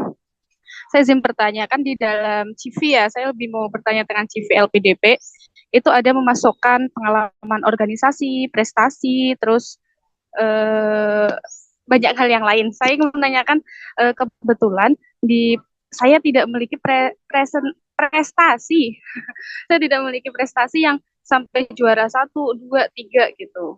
Nah ini saya bingung Kak, apabila dikosongin apakah tidak apa-apa. Kemudian organisasi sendiri saya hanya di jenjang SMP dan SMA. Di jenjang kuliah saya tidak ada organisasi karena pertama saya angkatan COVID, kedua saya sambil kuliah sambil kerja. Jadi lebih fokus ke kerjanya dan kuliahnya agar tidak jomplang. Itu bagaimana apabila dikosongin di bagian organisasi dan prestasi yang pernah itu bagaimana gitu. Terima kasih Kak. Oke, makasih Kak Tis Atun. Silakan dari Kak Indah atau Kak Juve. Kak Indah dulu. Saya takut salah jawab ya karena saya sekali lagi kalau penilaian itu kan tergantung LPDP ya. Jadi kita tidak tahu apakah jadi apa-apa atau tidak. Cuman gini, yang penting kan kita tulis apa adanya. Jadi kalau misalnya memang tidak ada sama sekali ya nggak mungkin diada-adakan. Itu satu. Yang kedua, kalau misalnya memang ada alasan yang perlu dieksplor dan perlu nih Kak Tis ini menyampaikan, itu mungkin bisa disampaikan di bawah di bagian short essay maupun essay yang panjang tadi gitu. Dilihat saja kira-kira bisa cocoknya masuk kemana. Apakah misalnya di bagian kekurangan atau di bagian tadi pengalaman yang kurang membanggakan misalnya saya tidak merasa bangga bahwa selama misalnya nih ya selama saya kuliah saya tidak pernah ikut organisasi tapi hal ini terjadi karena apa misalnya kayak gitu. Nah itu barangkali bisa dieksplor di situ tapi intinya kalau tidak ada ya tidak bisa dipaksakan sih jadi apa adanya saja gitu. Kalau masalah apakah nanti bermasalah atau tidak itu gimana nantilah pokoknya kan kita cuma bisa melakukan apa yang bisa kita lakukan ya yaitu mengisi form itu gitu. Itu mungkin kata Mas Andi untuk jawaban saya. Ya, terima kasih Kak Indah. Kak Juve, ada yang mau ditambahkan? Iya, sedikit aja Kak. Jangan pernah berkecil hati kalau misalkan tidak pernah juara ataupun tidak memiliki pengalaman organisasi begitu ya. Karena banyak kok teman-teman saya juga yang tidak mencantumkan itu gitu. Dan itu tidak apa-apa. Yang penting ada hal lain yang memang bisa di-highlight dan itu menjadi kelebihan dari Kak Tis Atun Maulida itu gitu. Jadi it's okay Kak. Jadi yang penting jujur apa adanya dan isi apa adanya dan tadi perlu di-highlight hal lain yang sekiranya itu menjadi potensial dari diri Kakak. Oke, terima kasih atas jawabannya Kak Indah dan Kak Juverio. Nah, karena memang penilaian LPDP itu nggak pernah di-share ya teman-teman. Jadi kakak-kakak di sini juga menjawab berdasarkan pengalamannya dan pasti itu ya belum tentu juga benar itu penilaian LPDP seperti itu gitu ya. Cuman yang tadi digarisbawahi Kak Indah jawab sejujur-jujurnya kalau misalnya teman-teman nggak jujur itu takutnya malah jadi problem untuk nilai teman-teman. Selanjutnya Kak Nurul silakan untuk bertanya secara langsung. Baik, terima kasih atas kesempatannya. Saya izin bertanya terkait penulisan esai. Jadi saya sudah membuat draft esai, tapi ada kendala di bagian solusi untuk permasalahan yang saya angkat. Jadi saya kan rencana mau lanjut di fisika, magister fisika ITB. Tapi permasalahan yang saya angkat itu terkait inovasi material untuk teknologi baterai untuk kendaraan listrik. Jadi karena kendaraan listrik itu kan bisa menyelesaikan masalah terkait pencemaran udara dan lain sebagainya. Makanya saya ingin membuat inovasi material. Berdasarkan pengalaman saya, waktu S1 saya beberapa kali ikut kompetisi yang berkaitan dengan riset material dan juga tugas akhir saya juga membuat riset material. Nah, tapi untuk penulisan di saya sendiri, misalkan saya ingin, kan permasalahannya kan terkait tadi apa kendaraan perlu inovasi biar kendaraan listriknya tuh lebih baik dan semakin banyak minat masyarakat yang pakai kendaraan listrik. Nah, sehingga solusinya kan harus inovasi material. Nah, pertanyaannya tuh inovasi materialnya tuh apakah perlu ditulis secara spesifik? Misalkan saya rencananya bikin pengalaman saya tuh bikin A. Terus apakah di esai itu saya harus atau menuliskan keterbaruannya seperti apa? Karena kalau material itu kan banyak banget ya, maksudnya yang bisa dimodifikasi itu banyak. Apakah itu perlu ditulis secara spesifik atau secara umumnya saja? Saya ingin mengembangkan inovasi material ini atau ditulis inovasinya tuh bentuknya seperti apa? Nah, itu apakah perlu ditulis secara spesifik? Kemudian yang kedua ini terkait pengisian di form LPDP. Kan saya saat ini belum bekerja, tapi cuman freelance jadi tutor bimbel. Nah, itu untuk pengisian di akun LPDP-nya apakah ditulis bekerja atau fresh graduate aja ya, Kak? Terima kasih. Oke, terima kasih Kak Nurul. Dari Kak Juve dulu, silakan Kak.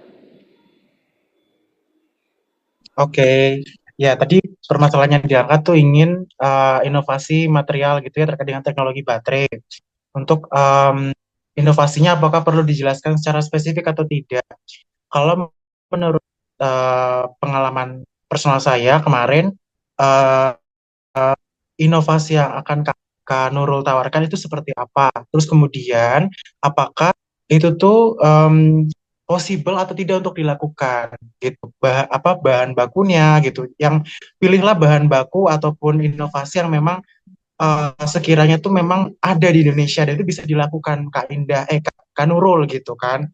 Nah, itu dijelaskan dan tadi saya sudah mention bahwa jelaskan juga kira-kira siapa nanti yang mau Kak Indah ajak kerjasama untuk melakukan itu karena kan Kak Nurul, sorry Kak Nurul, em, apa namanya, Kak Nurul ini kan nggak bisa bekerja sendirian nantinya gitu. Itu sih dari saya Kak Nurul.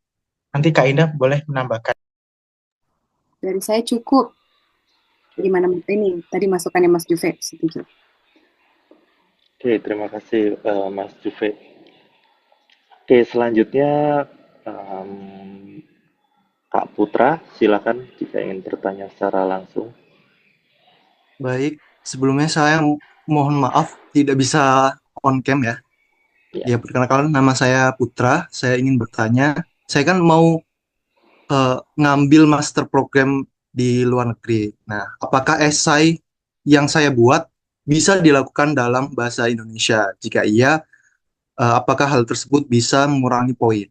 Terus pertanyaan selanjutnya, saya kan sudah mendapatkan LOE. Apakah perlu disebut bahwasanya saya sudah mendapatkan LOE di essay tersebut untuk memperkuat bahwa saya memiliki komitmen untuk melanjutkan studi di bidang tersebut? Terima kasih. Ya, terima kasih Kak Putra. Mungkin Kak Indah ya? Ya. Silakan Kak. Baik, terima kasih Mas Putra. Kebetulan waktu saya nulis esai itu dalam bahasa Indonesia, jadi tidak masalah. Tapi proposal penelitian saya baru dalam bahasa Inggris. Jadi semua profil diri, formulir LPDP saya itu semua ditulis dalam bahasa Indonesia. Jadi dari pengalaman saya artinya nggak ada masalah ya Mas Putra, karena saya sudah berhasil lolos alhamdulillah. Kemudian untuk yang kedua, kalau sudah ada LOA sudah jelas berarti kan supervisornya, ini S2 ya. Program studinya di mana, universitasnya di mana, tentunya ini akan menjadi nilai yang baik untuk dicantumkan di dalam esai.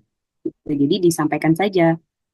Untuk mencapai tujuan ini saya sudah ada rencana ke sekolah ini, sudah mendapat LOA dengan detail-detail yang perlu Mas Putra highlight juga, misalnya kan udah dapat LOA artinya sudah kemungkinan ya udah diterima ya, berarti sudah diterima dari universitas tersebut.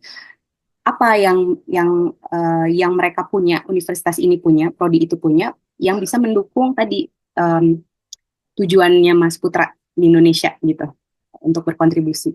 Sehingga penting nih saya sekolah di sini gitu karena di sekolah ini tuh saya bisa belajar ini, saya bisa dapat ini, saya bisa dapat supervisor saya seperti ini. Nah, itu yang akan semakin menunjang atau semakin memperkuat kenapa Mas Putra harus diterima gitu. Seperti itu. Itu mungkin dari saya. Oke, terima kasih Kak Indah. Kak Juve ada tambahan? Baik, terima kasih banyak. Cukup dari saya, Kak.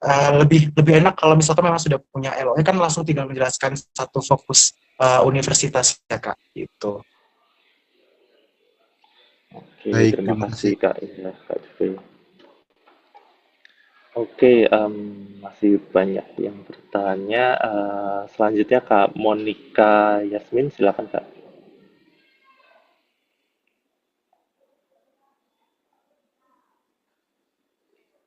Oke, sepertinya lagi tidak bisa on mic. Kita lanjutkan ke Kak Muhammad Farisal dulu, silakan. Baik, terima kasih. Suara saya masuk ya? Izin Ya, konfirmasi. Terima kasih. Jadi pertanyaan saya adalah, dalam penulisan esai, apakah saya boleh menggunakan data berdasarkan observasi dan wawancara dengan expertise atau dengan orang-orang tertentu? Karena salah satu isu saya yang ingin saya angkat adalah memang terkait peningkatan sumber daya manusia gitu, terhadap nulis. Nah, masalahnya adalah saya memandang bahwa penulis itu yang gajinya rendah, dibayar murah, dan lain-lain. Jadi saya punya solusinya, tapi saya perlu validasi apakah memang isu itu memang menjadi permasalahan dari kebanyakan orang penulis gitu. Nah, apakah itu boleh diangkat? Bukan diangkat sih. Risetnya dari sumbernya itu dari mereka-mereka gitu. Terima kasih. oke. Ya, terima kasih Mas Farisal. Kita tampung dulu ya teman-teman karena yang bertanya ternyata cukup banyak. Selanjutnya Kak Endra Nugraha, silakan Kak untuk pertanyaan.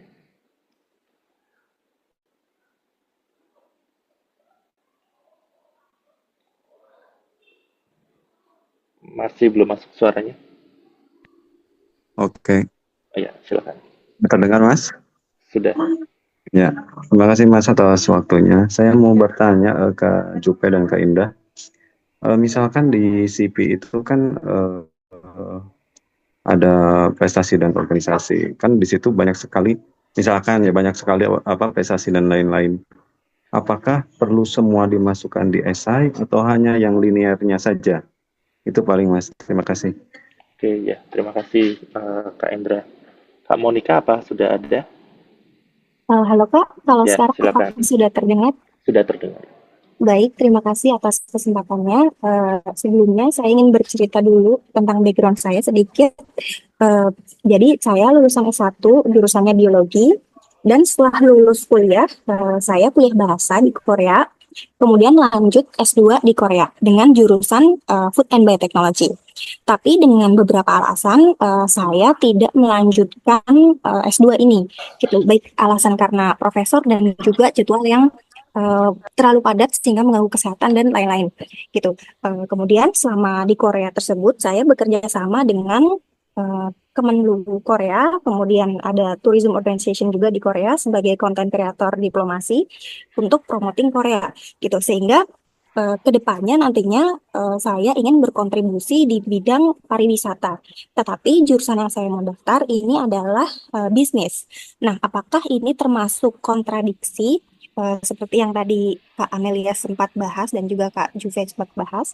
Kemudian terkait dengan studi saya yang tidak saya selesaikan tersebut, apakah saya perlu mention itu? Apakah itu justru menjadi bumerang gitu ketika saya mention? Karena sebenarnya S2 tersebut juga dengan beasiswa dari Kementerian Korea gitu. Seperti itu Kak. Terima kasih. Oke, terima kasih Kak Monica. Satu lagi Kak Iel, silakan Kak. Baik, terima kasih Kak. Mohon maaf saya tidak on cam. Ya, izin Kak, ingin tanya menyangkut proses pendaftaran. Mungkin saya bertanya menyangkut surat uzul atau rekomendasi karena saya sebagai ASN.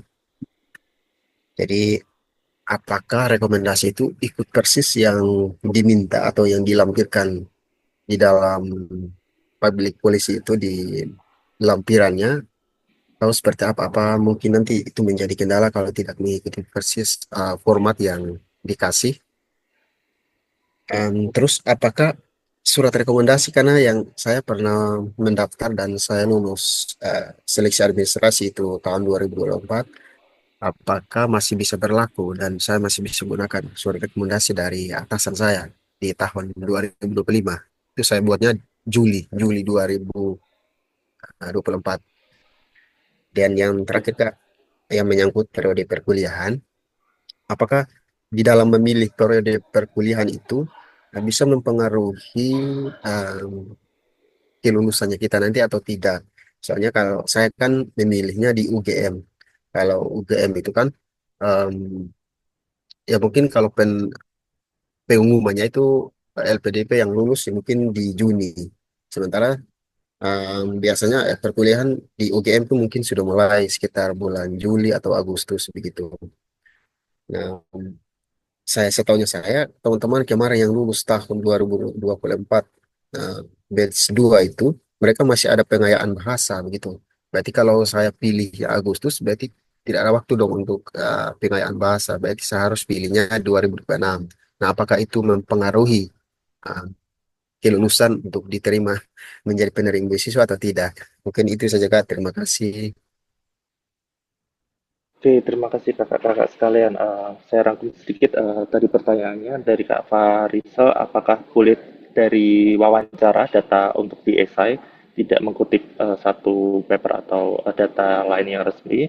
Kemudian apakah dari Kak Indra, apakah prestasi harus dimasukkan semuanya ke CV atau kita pilih-pilih seperti itu ya? Kemudian dari Kak Monica, apakah baik jika jurusan yang di applied agak berbeda dengan rencana kontribusi, bidang rencana kontribusinya. Kemudian dari Kak Ial terkait dengan surat rekomendasi dan juga beberapa aturan terkait administrasi. Mungkin dari Kak Juverio dulu, silakan Kak. Oke, untuk yang pertama adalah tadi dalam penulisan esai berdasarkan wawancara dari expertise dan ahli, apakah boleh? Kalau saya waktu kemarin mencantumkan itu juga, karena saya mencantumkan dari hasil rapat dengan pendapat antara gurunya yang mengalaminya, kemudian juga beberapa stakeholder dalam peresmian forum disabilitas itu di tempat kerja saya. Namun, saya kaitkan juga dengan data nasional bahwa bukan hanya terjadi di Kota Semarang saja tempat saya kerja, tapi saya kaitkan ke data-data nasional. Begitu sih Kak. Jadi ada apa ya? Ada saling support itu antara data yang saya temui di lapangan dengan data nasional yang memang menjadi concern gitu di lingkup nasional gitu terkait dengan isu yang saya angkat gitu. Terus kemudian CV ada bagian prestasi sama organisasi, apakah itu dicantumkan semua? Kalau kemarin saya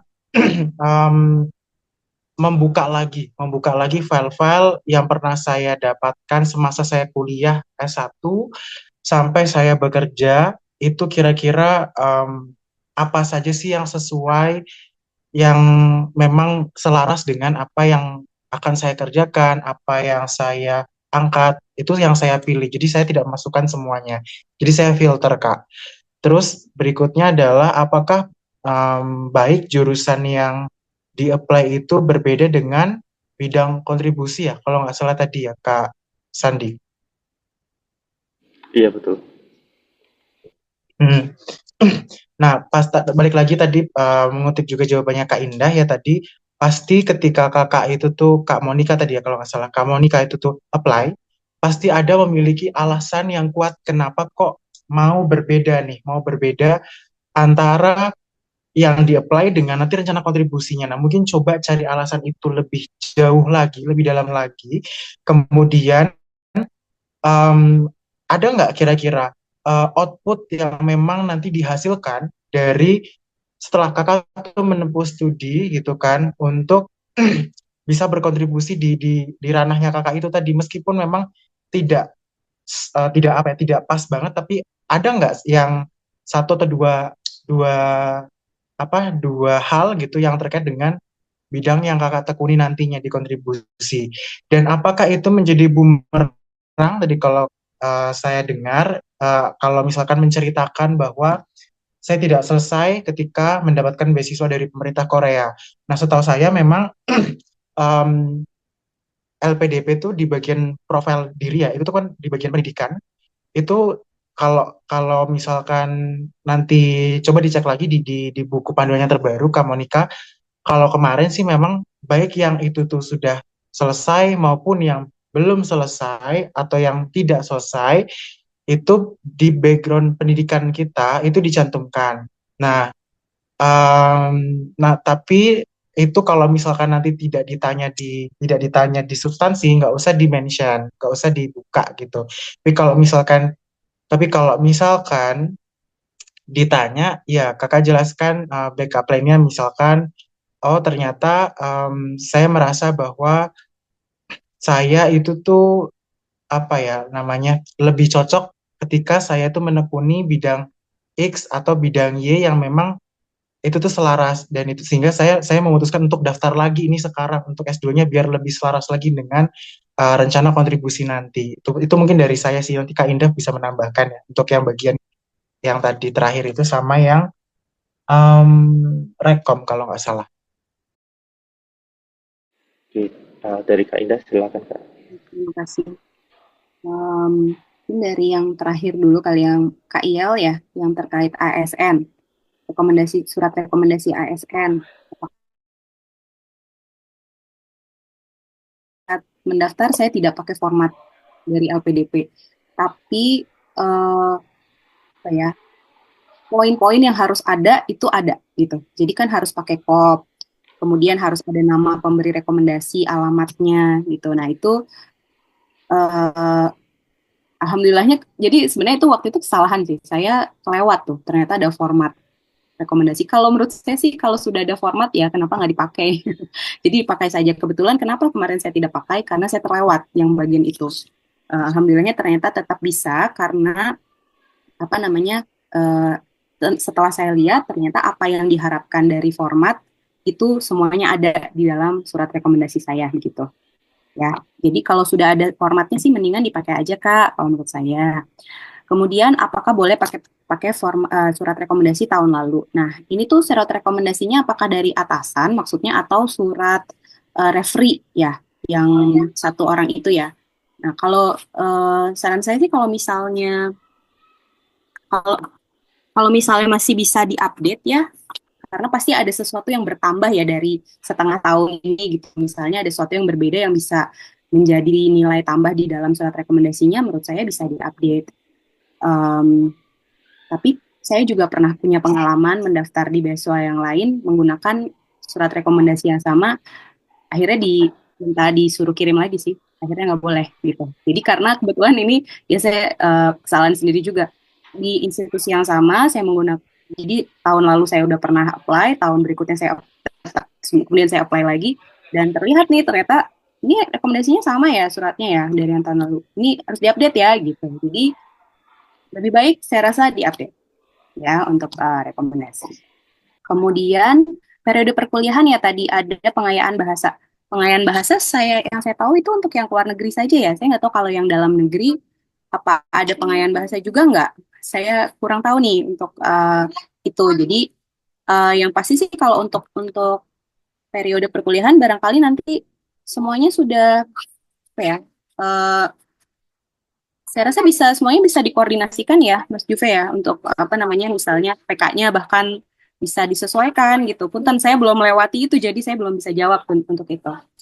Oke, kemudian tambahan tadi terkait yang Mbak Monika ya, terkait jurusan berbeda, setuju. Pasti ada alasan dan itu yang bisa dieksplor. Kemudian tadi studi yang tidak selesai, itu kalau misalnya itu menjadi sesuatu yang pengalaman yang berharga buat Mbak Monika dan worth to mention sebagai pembelajaran dan apa ya, pembelajaran yang istilahnya kayak shock terapi gitu ya.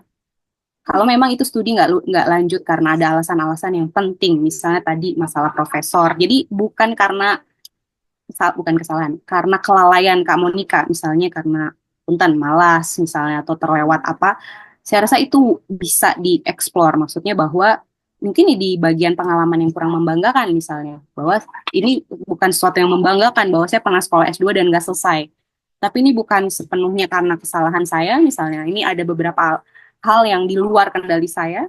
Gitu. Saya belajar dari pengalaman ini, saya belajar banyak bahwa ternyata tidak saya perlu banyak komunikasi dengan profesor saya misalnya, atau saya perlu lebih tahu timeline dari um, kuliah saya sehingga saya bisa perlu manage waktu yang lebih. Nah, itu bisa saja sebenarnya kalau memang Mbak Monica menganggap pengalaman ini adalah sesuatu life changing dan itu yang akhirnya merubah tujuan hidup. Kenapa enggak? Kalau dari saya seperti itu.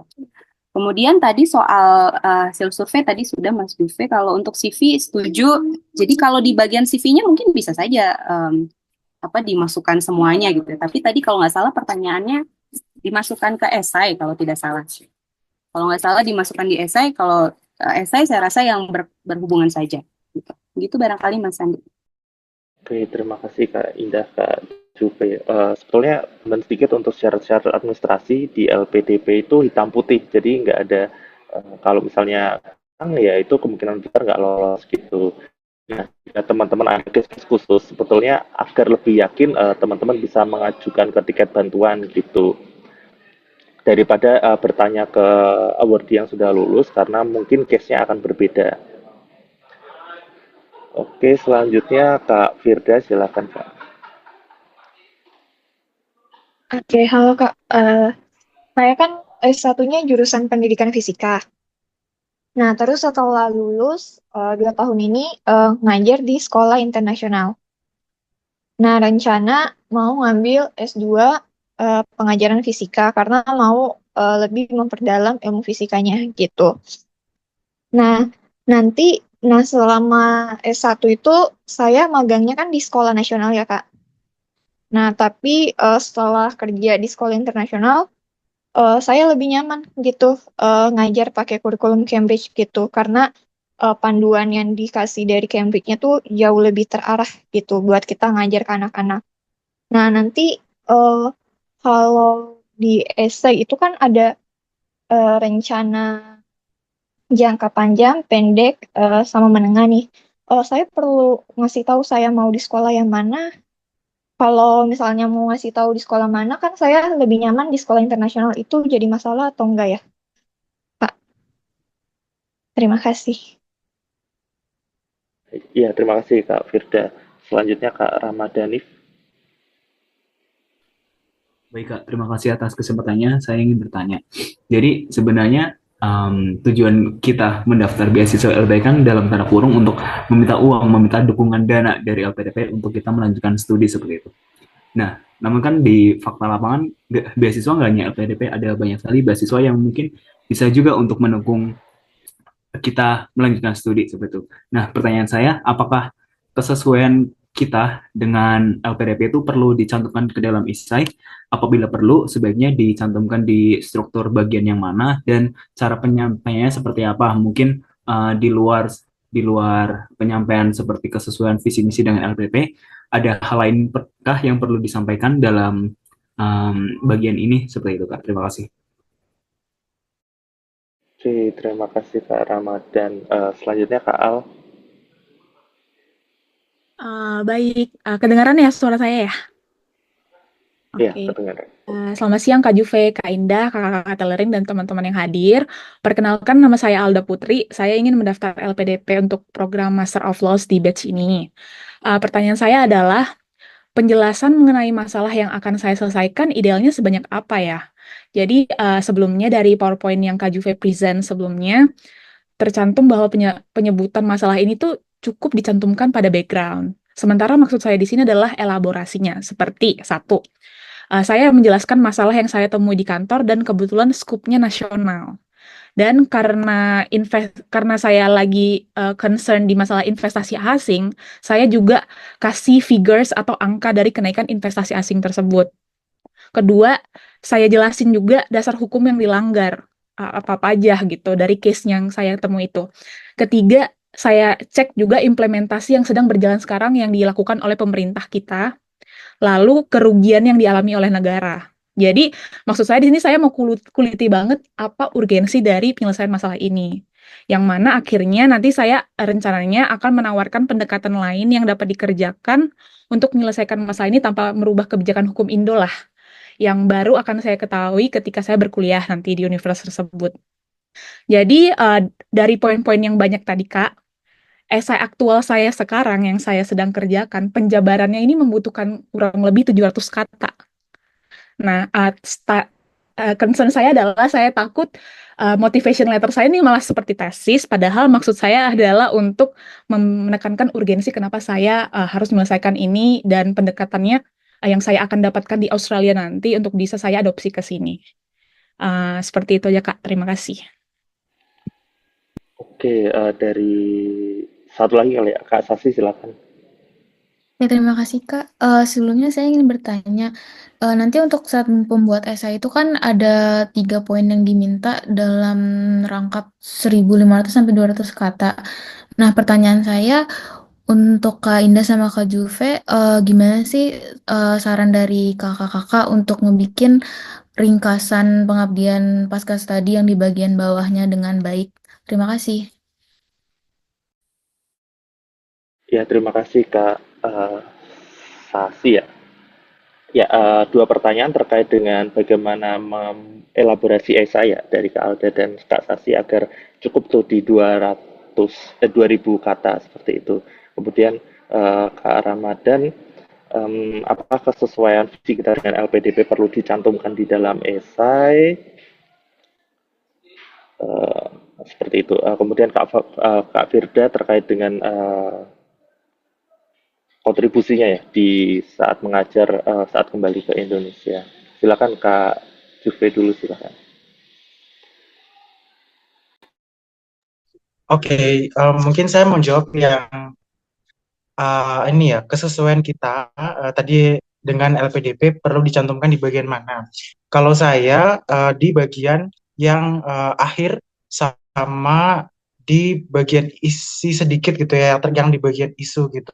Karena isu saya spesifik terkait dengan kepedulian saya terhadap disabilitas, that's why LPDP juga peduli tentang itu.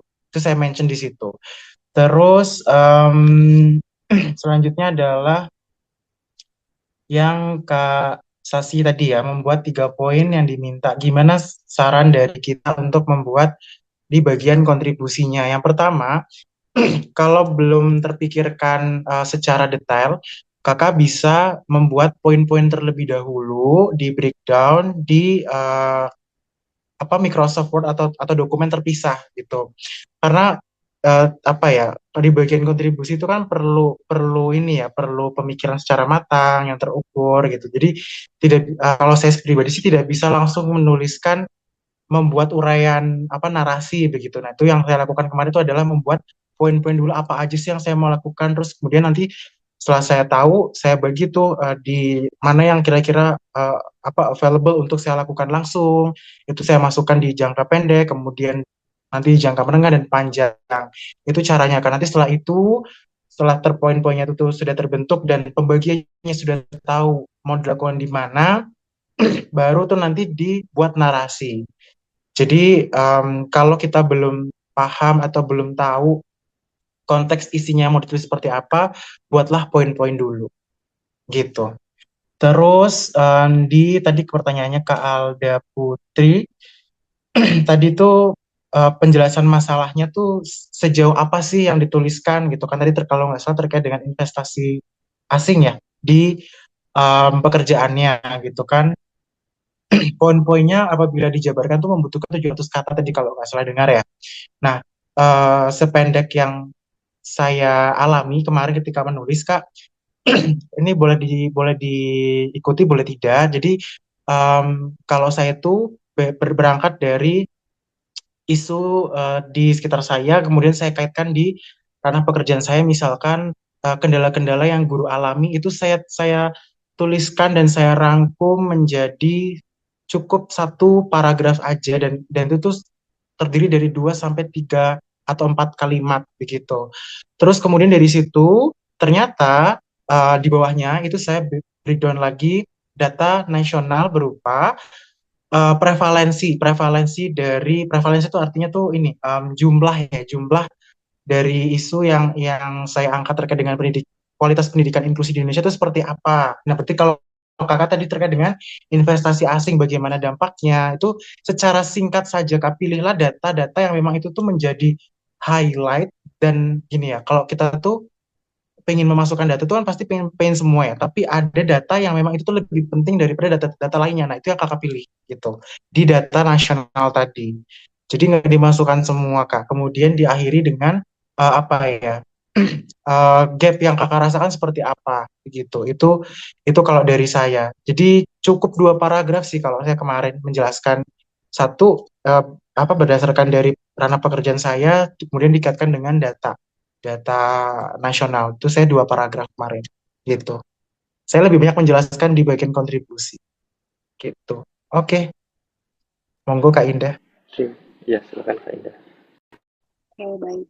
Tadi yang pertama Kak Firda yang berubah ya dari sekolah nasional ke sekolah internasional. Sekali lagi, just be true to yourself. Kenapa pindah, kemudian nanti tapi dengan pindah itu tetap bisa berkontribusi apa gitu. Maksudnya kan ini mungkin ya saya agak nebak sedikit Kak Firda yang dikhawatirkan adalah ini sekolah internasional nanti ini yang berdampak atau yang mendapat manfaatnya adalah ya walaupun banyak orang Indonesia juga yang sekolah internasional ya, apakah misalnya lebih sedikit misalnya, tapi apa yang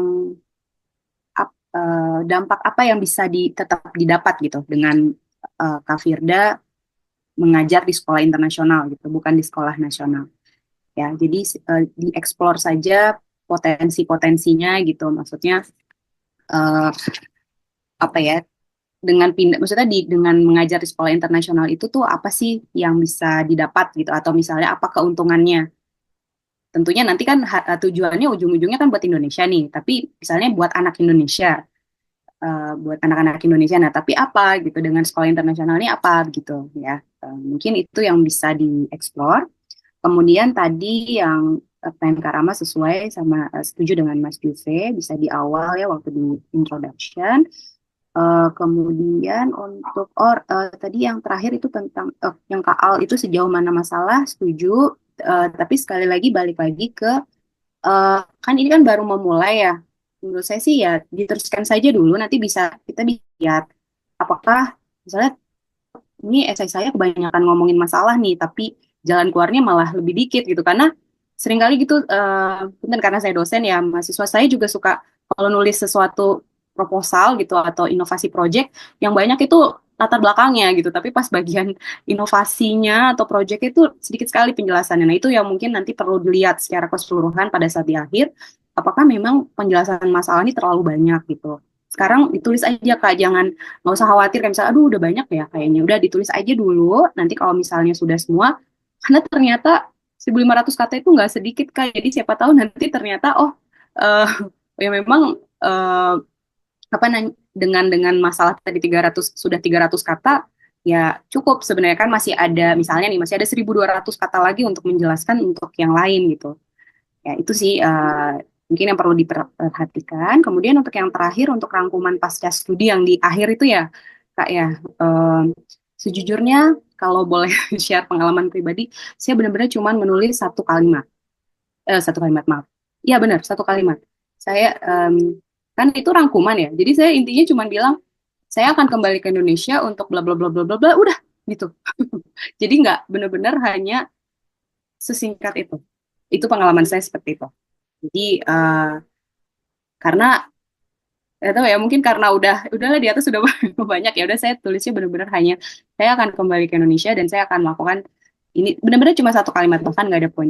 Itu pengalaman saya. Jadi silakan Kak siapa tadi punten yang terakhir itu nanti dilihat lagi aja seperti apa, tapi pengalaman saya kemarin beneran itu saya benar-benar hanya satu kalimat gitu. Enggak, Mas Andi.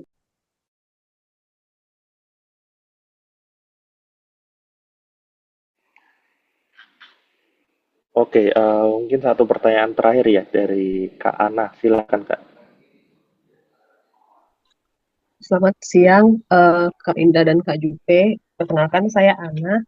Maaf Kak, tadi saya sempat kelewat karena masalah sinyal.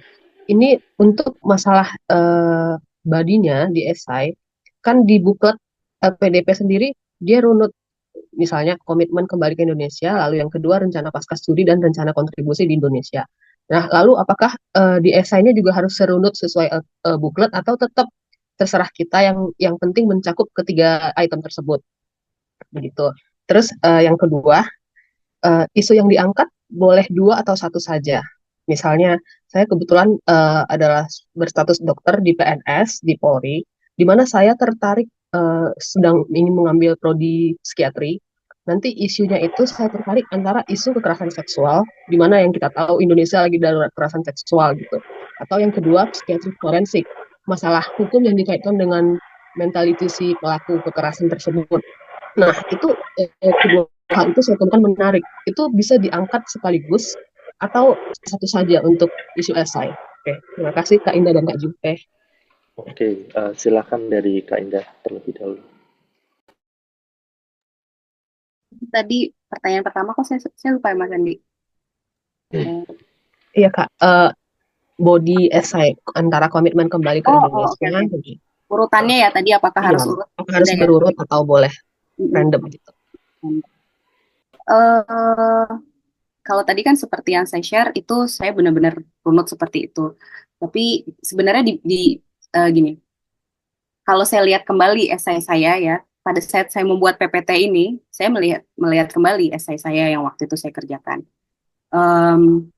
Kemudian walaupun mengandung 3 hal tersebut, tapi memang ada hal-hal yang di tengah-tengah itu saya karena sedang membicarakan permasalahan misalnya ya, jadi saya ngomongin masalah dulu. Kan itu kan sebenarnya kalau tadi 3 itu nggak ada ya bicara soal masalah, ya kan? Nah itu jadi kalau dari LPDP kan sebenarnya minta itu dimasukkan ke dalam esai. Bukan strukturnya harus runut seperti itu. Jadi selama esainya mengandung ketiga hal tersebut sih, ya itu yang diharapkan dari LPDP gitu. Ke anak gitu.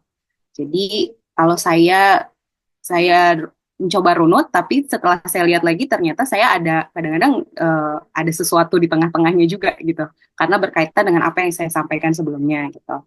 Itu satu. Kemudian tadi soal ini berarti Kak Ana mau ambil PPDS ya? Iya dok, iya benar. PPDS psikiatri ya. Jadi sebenarnya kan saya kurang tahu nih ya, forensiknya tuh nyambung nggak dengan tadi kekerasan seksualnya. Jadi kalau misalnya masih berkaitan gitu, karena gini kan kalau PPDS itu nantinya memang akan buat tesis ya Kak Ana. Dan kalau tesis itu sebenarnya sama sih seperti research yang lain, lebih spesifik akan lebih baik gitu. Research questionnya misalnya tentang spesifik kekerasan seksual, kalau memang forensiknya itu bisa berkaitan ya, misalnya gambaran forensik untuk pada kasus kekerasan seksual misalnya, itu kan jadi forensik tapi berkaitan dengan kekerasan seksual misalnya, jadi nyambung. Saya rasa bisa-bisa saja. Tapi kalau misalnya itu sesuatu yang berbeda, masalah yang berbeda, saya agak khawatir nanti penelitiannya terlalu luas gitu. Jadi walaupun ini memang esai ya, bukan tesis ya Kak, cuman saya rasa akan berkaitan sih gitu. Kalau misalnya Kak Ana sudah bisa lebih spesifik dari awal, nanti juga akan pada saat tesisnya juga mungkin akan bisa lebih spesifik juga, walaupun sekali lagi perjalanan studi bisa berubah ya nanti dengan pembimbing segala macam.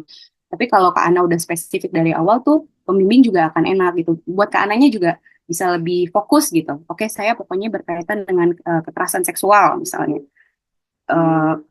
Itu seperti ini gitu. Tapi kalau nyambung tadi kan misalnya forensik karena kan nyambung ya forensik dengan kekerasan seksual, misalnya ada gambaran pada pemeriksaan luar misalnya pada forensik pada kekerasan seksual misal ini saya ngarang aja, itu kan bisa berkaitan. Begitu mungkin karena Mas Jupe mungkin ada masukan.